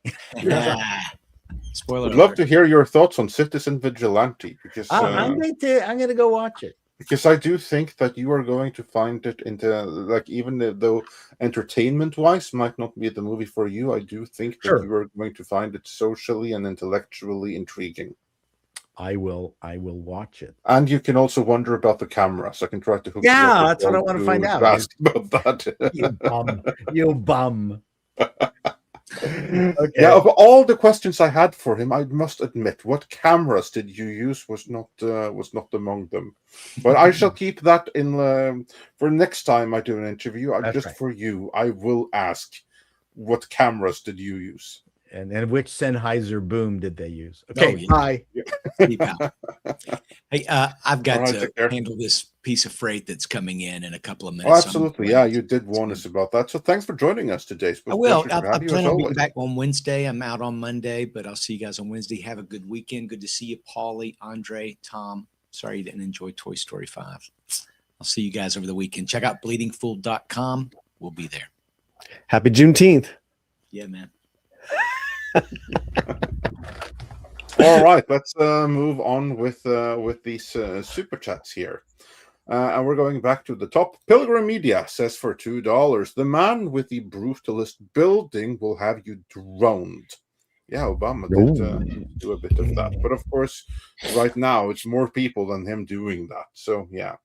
And the Seaman says for $5, how can LA be competitive for productions when the unions and guilds have ludicrous requirements that drive up costs? Well, they do have those requirements wherever it is filmed, as long as it's union, do they not? So that should be fairly equal. Yeah, 100%. And, you gotta, it's up to those producers that if they're producing something that's independent and the unions come down and, hey, how you doing? We didn't get our cut yet. Literally, you're hearing stories where they had to go get more money to cover that next level because, hey, we're going to unionize your crew. If you don't, and go get it paid, go go get this in the next 24 hours or we're shutting you down. Yeah, exactly. This is why this is why there's all these different arguments. Like what's easier? Is it easier to get a feature made under $1 million or for 2 million, 5 million? So what I love is that you're seeing from Justine Bateman to Roger Avery to I forgot the Coon guy, the Asian guy, director. You're seeing them all really talk about how the sausage is being made, Andre, right now. And it's a great time to really get some insight. Totally. Yeah, man. And then we, going back to the start of the show, Flying Blind on a Rocket Cycle said, "Good day, all." Well, yeah, indeed. And thanks for that. Pilgrim Media also said, "Happy Garfield the Cat Day, gents." Oh, is that some kind of like Garfield anniversary? Well, let's have some. Is it his birthday today? I think this. As I say, this might be the day that I think the first Garfield comic. Yeah, that's probably some kind of anniversary. I'm pretty sure something like that sounds familiar. Yeah. Yeah, that would be like the late 70s or something like that when Garfield first came out. 78, I believe it was. Yeah. Yeah. For some reason, I remember June, so that's probably what it is. This is the day that the first comic, I think. Well, which would that if it's 78, that means in 2 more years it's going to be a nice fat round number. Then, so that's the time for some celebration. Yeah. Well, it's funny. Did I tell you this? Like I was. I was at a thrift store like 2-3 weeks ago, and I come across a Garfield album. He doesn't actually sing on the album. It's a bunch of other singers, but it's a Garfield album. I'm like, what the fuck is this? Oh, it's one of those things meant to monetize. They're fun. Yeah. Well, the one highlight was it had one of the theme songs from one of the specials in it. So I mean, there was that highlight, but the other thing that was oldies on its own, because that's the one Garfield. I don't think it did. I think it had Garfield whatever. Yeah, it was one of the ones that Garfield is coming to Hollywood, or one of the things, or coming to town, or something like that. I can't remember the name of the song now offhand, but yeah, I'll have to check on the Odie song. But no, all the rest of it's like artists like Patti LaBelle and all this shit. And then I look and who did it's like David Grusin is the one who like produced it, and this name just keeps popping up everywhere. This guy, because we were talking about film composers the other day. So this is another guy that I've noticed who's just like everywhere and has his fingers in every single pot for the last 40 years, and I didn't realize it. So like, it's just an off the cuff thing. But yeah, Garfield had an album. Who knew? And it was produced by a very prolific producer. That was the other part that I thought was kind of interesting. Have we mentioned Michael today yet? No, you didn't have not to. until you brought it up right now. Yeah. Well, Tom's got to get his quota in. Come on now. I was being good. I was behaving. Well, where's it at? What's going on? Internationally, it's doing very well. It's still hanging out. We'll see how it does this weekend now that it's been in 2 weeks in video on demand, even though it did make, what was it, 7 or 8 million last weekend, I think it was. Or not quite that much, but what's the cum right now?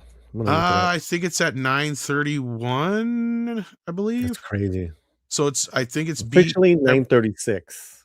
I was gonna say, I think it's beat everything it's had to beat. The only thing how much did Oppenheimer make? And that is including Thursday night. Oppenheimer, I think it's like a little ahead of it. I was gonna say, I think then it's beat all the records it's had to beat then.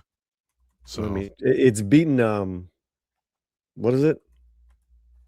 Oppenheimer and Bohemian Rhapsody. Bohemian Rhapsody had passed up last weekend, but Oppenheimer had a couple more million to make.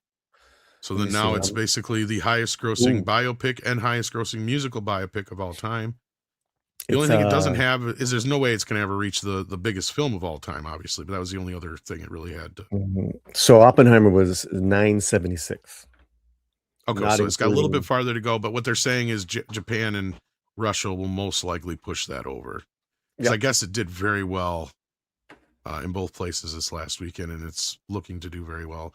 And there was a Juneteenth push for it this weekend at the AMC theaters. That makes sense.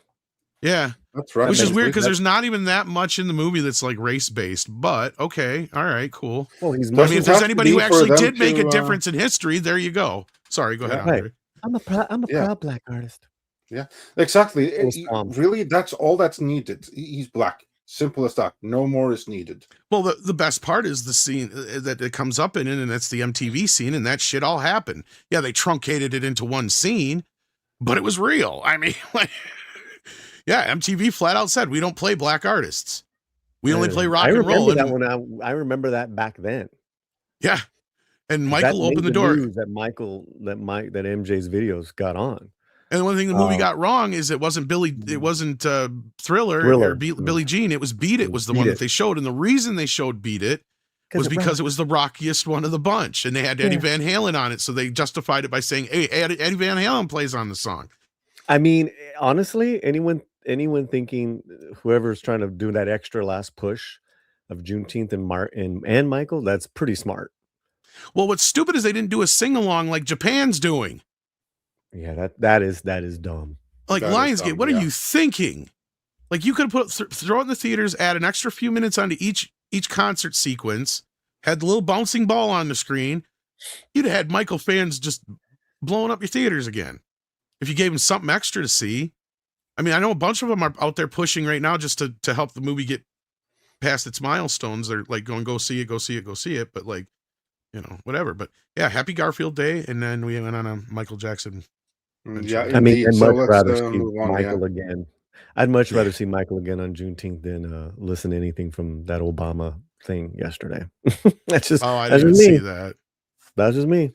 But yeah, no, you're not wrong. Pilgrim Media has become a member. I'm pretty sure you were a member in the past, but he's become a member again and/or changed his level. So thank you for that, Pilgrim Media. Maybe change levels. Yeah. That could have been too. Exit Seller asks Andre, what movie poster is on your wall? Well, that is on the poster for Uncaged Fury, starring Johnny Cage. Let's see here. Yeah, we're like the only two fans of the Mortal Kombat movies. I swear to God. Oh, that's dope. Yeah, that's dope. It is really dope. It is pretty dope. Yeah. So that's pretty cool. But the really cool one is this one right here behind me, which is a print of the cover of Savage Sword of Conan, signed by Roy Thomas. I'm really happy with that one. Yeah. And of course, I have plenty more posters, including a really cool one I got from Paulie, which is going up at some point. But right now, it is with some signed Weird Al Yankovic posters and stuff like that. It's in storage, which I haven't gotten around to collecting it because that was in Norway the whole time while I went to live in Tenerife. To Spain. Yes. Don't think I forgot about you, Tom. I haven't forgotten about you. About what? I'm just saying. I actually do have a signed Weird Al Yankovic poster for Tom as well, but again, it's there. It's been there for going on 3 years now. So yeah. I'm back on Carl Urban. I think there's a great performance really waiting for Carl Urban. You know, make Dredd 2. I mean, there's his signature performance right there. Or something new as well, but like with him as a lead. Yeah, he's always interesting. He's always doing. He is, but he's not the box office draw. Like he's not the star. No. He's a character actor, and he's a brilliant character actor. But from a purely financial perspective, you maybe don't put him in your lead in movies. But I really do hope that there's going to be a Mortal Kombat continuation, and really someone needs to get on Dredd. Of course, the problem, there you have the rights holder. Yeah, that's a frustrating thing. The big holdup when it comes to Judge Dredd is the rights holder themselves. I mean, they had Carl Urban, and he was very keen to return for the Judge Dredd TV series that they announced years ago. I was going to say, in this day and age, I can't believe we haven't got a streaming miniseries of it. It's entirely the fault of Rebellion, which is the company that owns it, and Jason Kingsley, because he has completely the wrong ideas. I'm sorry, it's the owners that have bought it. Yeah. And of course, one more thing is that's the whole problem with delays on these IPs and all that stuff, is that the talent that we love, they're not getting younger. No, that's true. Yeah, no. And I mean, it makes no sense to me in this world where we had these streamers just dying to put anything they could on their streaming services that nobody. I mean, it came close. It looked like it for a minute, but like, I can't believe that was one of the things that didn't come to fruition, because the internet had been clamoring for a sequel for so long. You'd have thought somebody would have seen it as a slam dunk to go, let's sign Carl Urban and do a Judge Dredd miniseries sequel to the fucking movie and get it up on streaming now. Yeah. Like, I can't believe they didn't do that But 5-10 years ago. They had the completely wrong vision. And that's why they lost him. And that's ultimately why the whole thing imploded. Because and that's what they were going to do, that Mega City show. To tell the wrong story. Because they wanted to do a woke ensemble bullshit thing rather than do something set with basically guest starring Judge Dredd. And that's like Carl Urban. He didn't agree with the direction they were going. And that is why he essentially declined to come back. And then there was like one corrupt producer that stole a bunch of money, and the whole thing freaking imploded. And the funny thing is that to the rebellion, I mean, they made a whole soundstage. Like Mr. Rage went to visit and everything, like really impressive stuff. And they've done, as far as I know, fuck all with it because they weren't able to get anything going. So yeah, but either way, yeah. Carl Urban is cool. This poster is here for now. We'll see how long it stays, but I thought it was pretty cool. Like, it looks good in the room. It's like nice colors for the color on the wall and everything. And then Hyperguyver has been a member for 45 months, saying, "Rest in peace, David Chase. Her performances as Lilo and Samara of the Ring fame will always be legendary. Poor girl was destroyed by the Hollywood system in the worst ways." Yeah, I saw that she is sadly no longer with us. I do not know the details of her passing, but the way that when he says destroyed by the Hollywood system, then it kind of sounds like she kind of voluntarily took the way out. Is that a fair assessment? I mean, yes and no. And yes, rest in peace to her. Hopefully she's in a much better place, because she led a really hard life the last few years. Like, when I say the last few years, I'm like talking like 10 whatever years of on and off homelessness, drug addiction. Wow. A lot of just. That's strange. Yeah. I mean, I'm like kind of like, was covering this a little bit. And it does sound like when you pass away that early of sepsis and malnutrition, that's bad. Yeah, it's heartbreaking. So, yep, but at least we have her performances, right? The problem with Hollywood is it's a machine and it eats a lot of people up. Yeah. Well, I mean, yeah, that's why you hear of so many, actors who they'll hit it big and then they'll get out of Hollywood. They'll keep working, but they'll literally live, right? And keep anywhere but there. Correct. Yeah. Well, as if she started out as the sister in Donnie Darko. Yeah. And then she reprised that in S. Darko. Yeah. Well, we do actually have a story that just came across my desk here. Okay. That I'm going to put a pin in the super chats for the moment, because this is a story. If it's true, it's a rumor, guys. Mm-hmm. But if it's true, it's something that I kind of posited in the past. And according to this rumor, according to this rumor, after Spider-Man, whatever the fuck this one's called, No Way Back or whatever the fuck it's called. Oh, there we go. Sony and Marvel are in talks to basically buy the rights back to Spider-Man. Because I've said it before, this makes absolutely no sense to have this way, and for Sony they could bank on this right now. Because Tom Rothman is not somebody who enjoys these films, as we know historically. He doesn't really know what to do with them.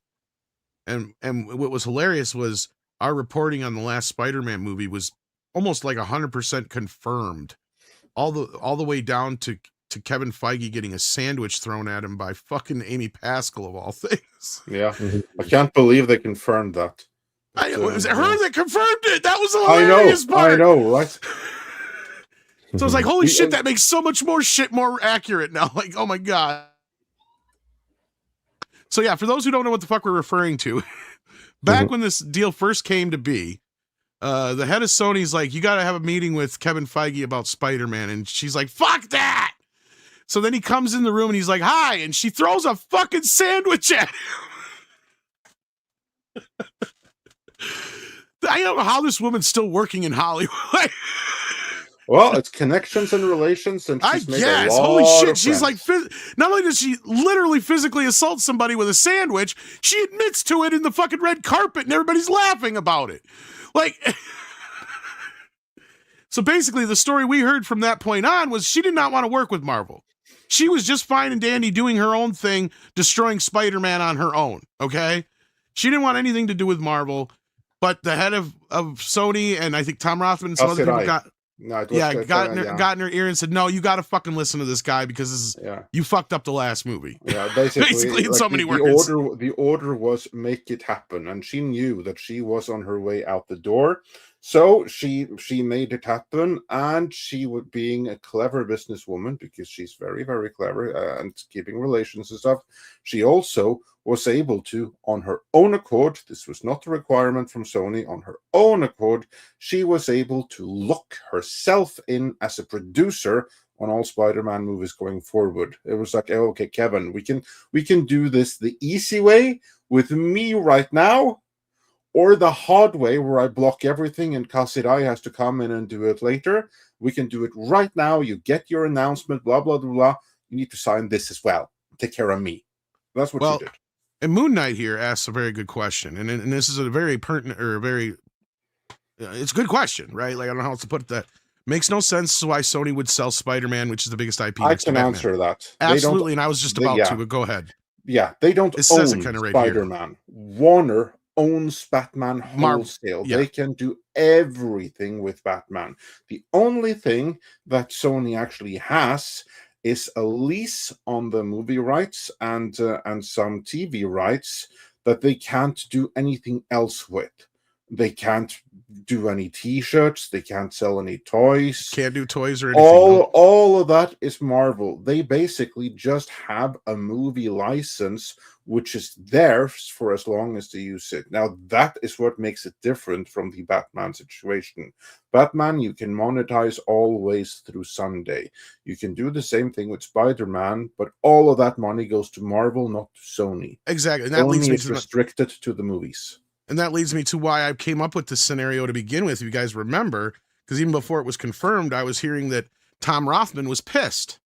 And then a story came out saying the exact same thing I said was, he said, so basically we just made a big fucking $300 million commercial for fucking Disney toys. Correct. That's exactly what happened. So for what I'm talking about, for those who don't know, was Tom Rothman realized that they weren't making any fucking money on the Spider-Verse films.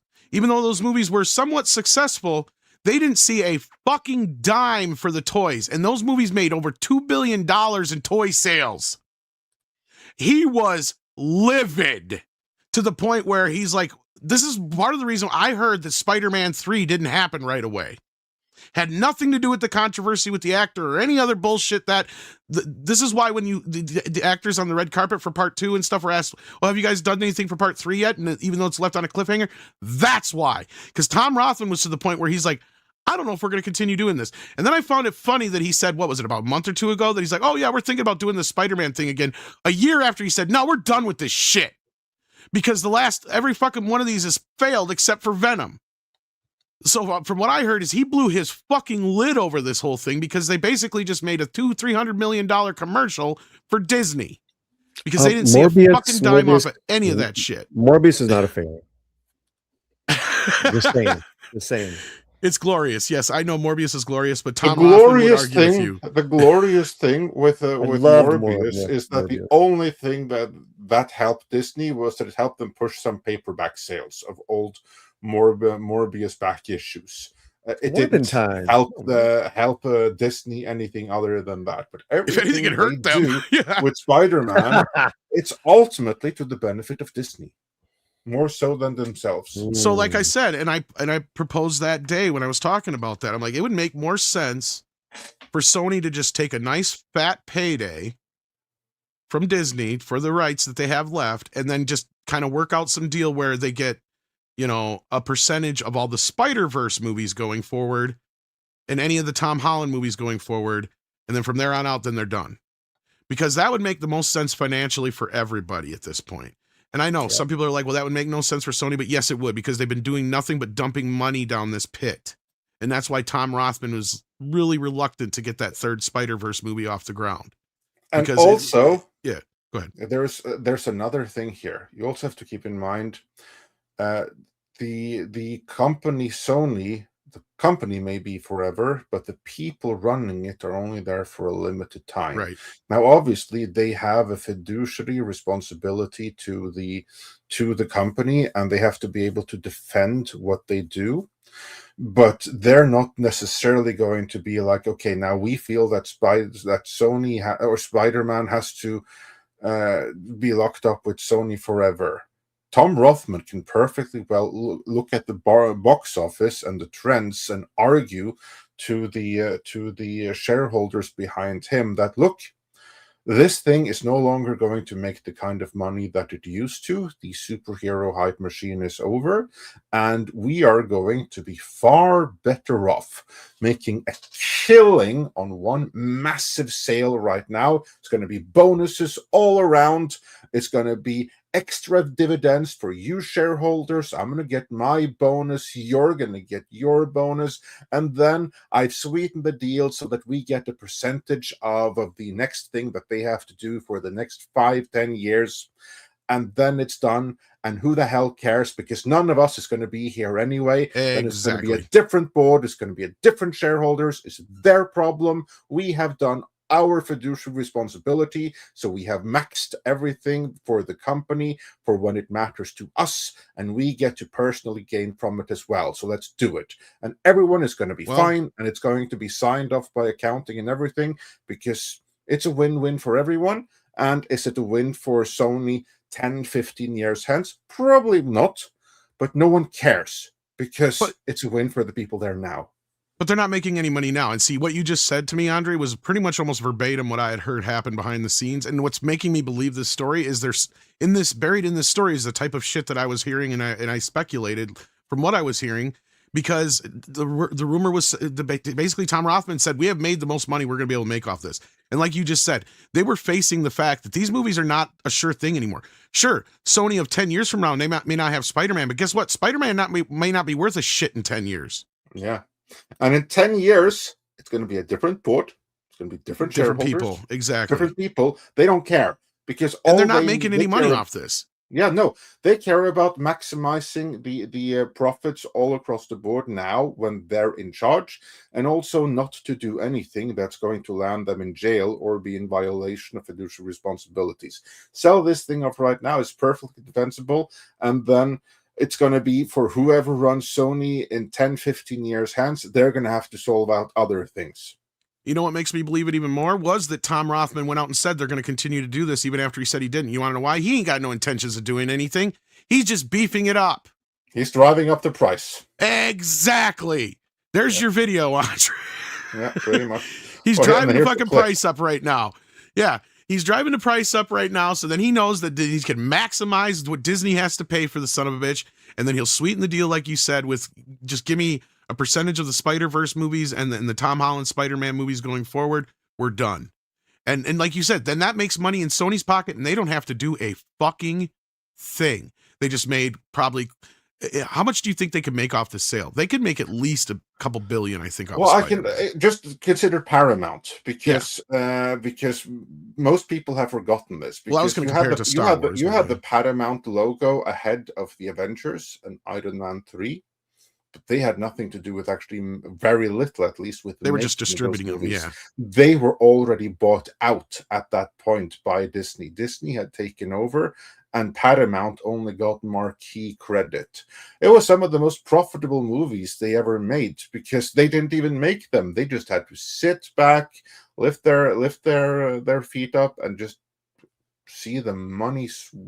Now, that might have been the most costly thing that ever happened in movie history, but I think Tom Rothman, if he makes this move right now, as many people that are going to be pissed at him for it, it'll probably be the most profit Sony has made in years, and they'll just sit back and make money. Because I get what you're saying, and to me that was a stupid move for Paramount, because we all know that they could have owned Marvel for a song. Yeah. Paulie, you were saying? No, are we done with the clip? We're going to clip this?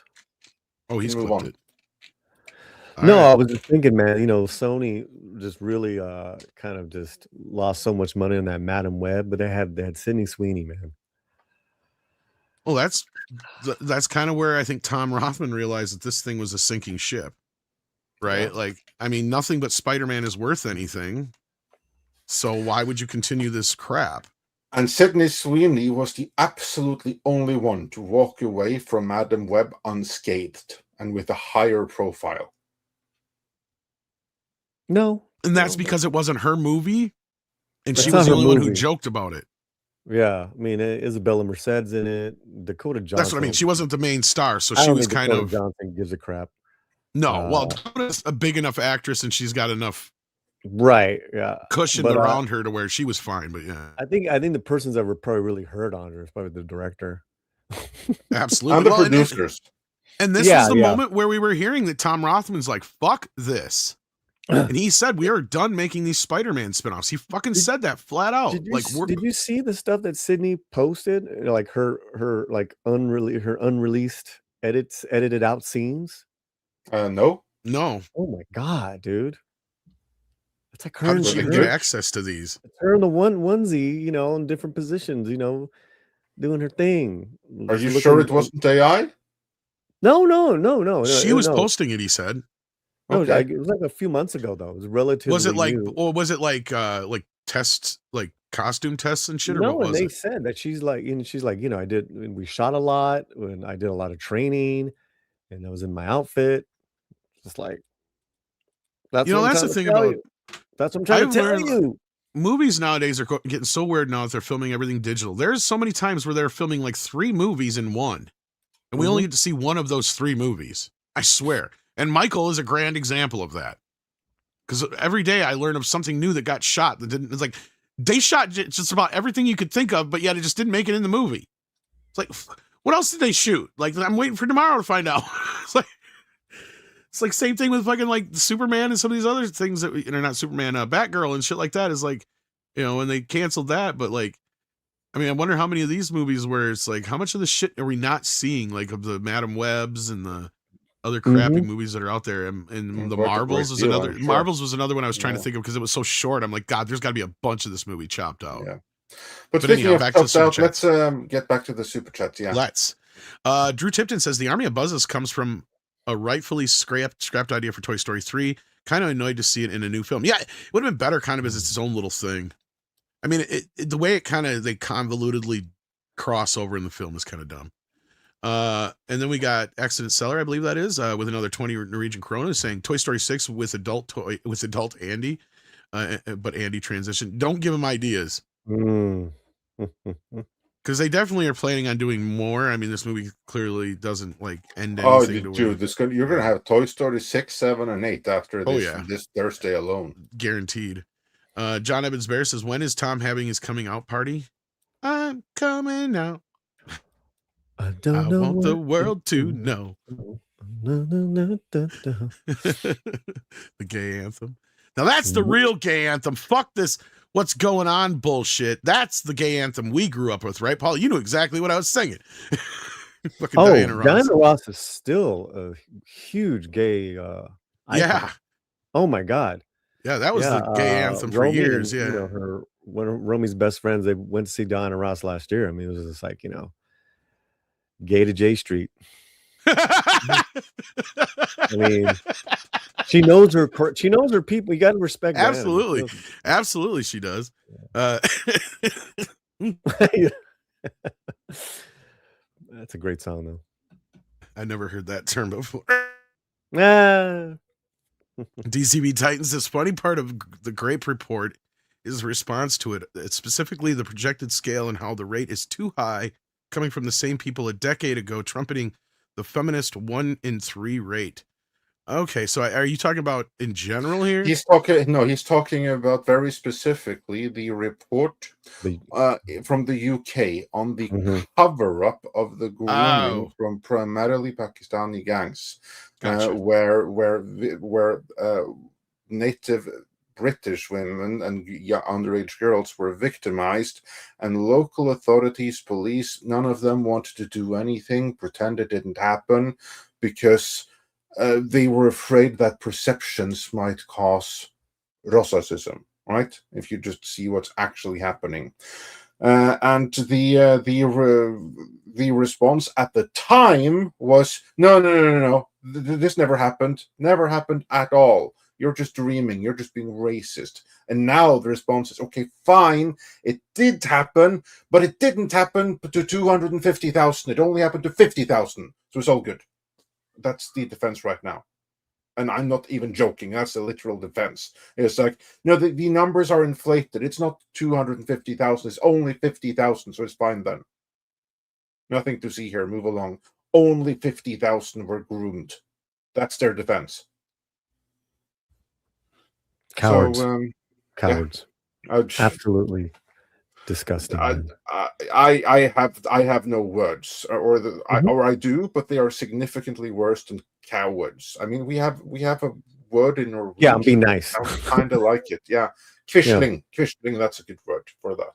Well, what's hilarious about a lot of these movements is they're built on this idea of injustice when there's more injustice involved with this bullshit than I've ever seen in my entire fucking life. Yeah. And the funny thing is the people who are behind this are the very feminists who are victimized, and they are the ones who are consistently voting and pushing for this. But we have to move on here. We have that's an onion. You can keep it's definitely an onion. Okay, now Tom, Drew wants check me your DMs, so you have to do that in the meanwhile. While you're doing that, Darking says for $5 Australian, I was expecting a Toy Story movie aimed at girls to involve more female deer playing with pickles. For the slow people, dildos. Okay, yeah, well, there's always Toy Story 6, 7, and 8. Who knows what's going to happen there? Yeah. I was good with the first 3, Andre. They haven't seen 4. I'm not going to see 5, so. I agree. Like I'm good with the first 3. I have never seen 4, but I'll probably see 5 because I have to see it with the kids because they want to see it. So I'll do the same thing with that as I did with Super Mario Galaxy, which is watch it with half an eye, pretend to be intrigued for the kids, but really my mind is going to be elsewhere. So yeah. Jill Powers has been a member for 25 months. You're a good dad. We are, of course, they have to share time with the kids like they want to see it. It's about them having a good time, not me having a good time. Because some of I love it when a movie is made so that it's accessible to parents in addition to the kids. I mean, this is why Peppa and Bluey is so popular because it's fun for the parents too. Because there's so many things there that go straight over the attention span of the kids, but that parents pick up on, which is tremendous. Really quickly, guys, I want to give Andre and men like him mad love. It's in America this Sunday. It's Father's Day, and I loved everything you just said, man. Just as a selfless father, and to all the fathers out there, big love. It's your day. Fathers don't get any praise like the mothers do, but that's all right. But I just wanted to give Andre and all the fathers that are raising children right now big props. Cheers. That's much appreciated. Saludos. And then 91 Moon Knight says Paulie said Sydney Sweeney as Supergirl would make $1 billion. Do you say that? I'm not even sure she could save Supergirl, but yeah, I think it would do better than what we got. I said this a while ago, but I'm just but I'm also saying like anything Sydney Sweeney, I honestly don't think there's a world where Supergirl makes $1 billion is all I was going to say. Sorry. Yeah, I agree. But Sydney Sweeney, what I said as Red Sonja, that's your $1 billion. You did say that a couple weeks ago, but the caveat is that years ago, and I don't know what you're smoking. The caveat is that we got to have sexiness. Absolutely, of course. I can agree with that aspect, but yeah. And then it'll make a lot of money. It needs to be the skimpiest chainmail bikini ever. And it needs to have a really cool story, and it needs to have the Frank Frazetta visuals. Then it's going to have something for everyone. It needs to not shy away from the male gaze. It needs to be like, this is all about the male gaze. So ladies, you're going to love it too. That's how but again, it's not happening. Moving on, Drew Tipton says for $4.99, someone animated a reunion between Woody and Andy using audio from Castaway and a Woody model from Kingdom Hearts 3. I sent it to Tom. Yeah, why'd you send it? Because I can't find it. Yeah, well, we're not going to get copyright struck by playing it, but that I sounds don't want like to a get tremendous idea anyway. Yeah, because I then didn't see it on X, and I don't see anything on and Facebook. Ginormous J says for $2, Spider-Man brand giveaway. Yeah. Pretty much. But there's a lot of money is going to be given the other way in order to make that happen. From what I heard, Tom Rothman blew his fucking lid. And that's why I scratched my head when I heard him saying, oh, yeah, we're going to pursue some more Spider-Man movies. Now it makes fucking sense Now if this it rumor's does make true. sense. Absolutely. Absolute fucking sense from a business perspective. Because in that way, they could charge Disney out the ass because they got 7 movies in production. Indeed. But we actually have gone through all of the super chats that we have in production here. Do we have anything over on the green machine? Didn't have it up, so I'm hoping the mod squad caught any if there was. It doesn't look like there was. So I'm assuming there was not. All right, cool. Paulie, what you got going on? What you got coming up? In a couple hours, I'm going to be live with Robert Meyer Burnett, and we're going to talk about nice. The state of sci. Yeah, we're going to talk about the state of sci. Give him our best regards. I've been trying to get a hold of him, actually. Of course, if you guys are around, you guys are welcome to hop on. We're going to talk about the state of sci-fi on film and sci-fi on TV for 2026 and some other smaller stuff, but it's always great to have him on talking film. Absolutely. No, I've been trying to reach out to him for a couple things and I haven't heard back. He's very hard to. I figured he's been real busy lately. It seems like so. In fact, we had to move this around a few times because he's got his other show he's a co-host of during the day. Yeah. So I'll just tell him I said hey, and hopefully he's doing well. And been trying to get a hold of him, but nothing that important. You got it. All right. Yeah. I'll just pass my generals and generalized regards. All right, well, fantastic. Do check that out, and also check back over the weekend. We have more videos dropping. I'm the bottleneck because I have like 3 videos in process, plus the interview with Uwe Boll, which I'm quite happy with. Although it's a slug to edit. I do have to admit that. And we're going to have 2 versions of it. It's going to be a Rumble exclusive because he gets passionate, and we're going to be taken off of YouTube if we were to put. Why am I not surprised? Be full. To put it this way, we were supposed to have him for 15 minutes. He had fun, so we got 50 minutes out of it, and that's great. Passionate. Yeah. I love when that happens. But requires some editing before it can be released, plus a Rumble exclusive. So yeah, you can imagine. Meanwhile, I do recommend Citizen Vigilante. That is an indie movie that is well worth checking out. I think Chris Gore liked it as well, so I do believe it has his stamp of approval. At least that's the impression I got. I could see Chris liking something like that, yeah. And Paul recommends Toy Story 5. I do not. So you got a 50-50 shot. That means you go and you make up your own mind. I think most people are going to be fine with it overall. Only some select folks are going to really see the problems I had with it. I recommend The Furious. There you go. So yeah, there's other movies to see. That's the other beauty of it all. Those are badass movies to see. It's called The Furious. See that. See that. And is Uwe Boll's movie coming out in theaters, or is it just where's it coming streaming? I probably it's just on streaming, and it's not coming out in Germany. So everyone in Germany, you want to get your VPN fired up. You want to Surfshark this. All right. So and use the term midnight when you're checking out to save some cash, kids. Absolutely, yeah. Oh yeah, no, because that movie was already like the excuse they used was that it's like basically too mature and they can't give it an R rating. It would be rated X, so they can't release it. This is the official reason, and that reason is complete and total bullshit. The real reason is that they don't want to release it because they're afraid it's going to be inciting. That's a real reason, and it's obvious. So right. yeah, do check out that movie. It's quite cool. And have a great weekend, everyone. Check out Latinos Land. Be sure to say hi to R&B in the chat and let them know we sent you. Check out the rest of the panelists. Do check out Cultured Casino and all the other regulars as well as your favorite YouTubers. Do check them out, because Lord knows this platform ain't recommending anyone. It's kneecapped us all. And it's a pain in the ass. But yeah, and with that, speaking of superhero movies, I just want to say happy 45th anniversary to Superman 2. There you go. Yeah, that's a good one to watch.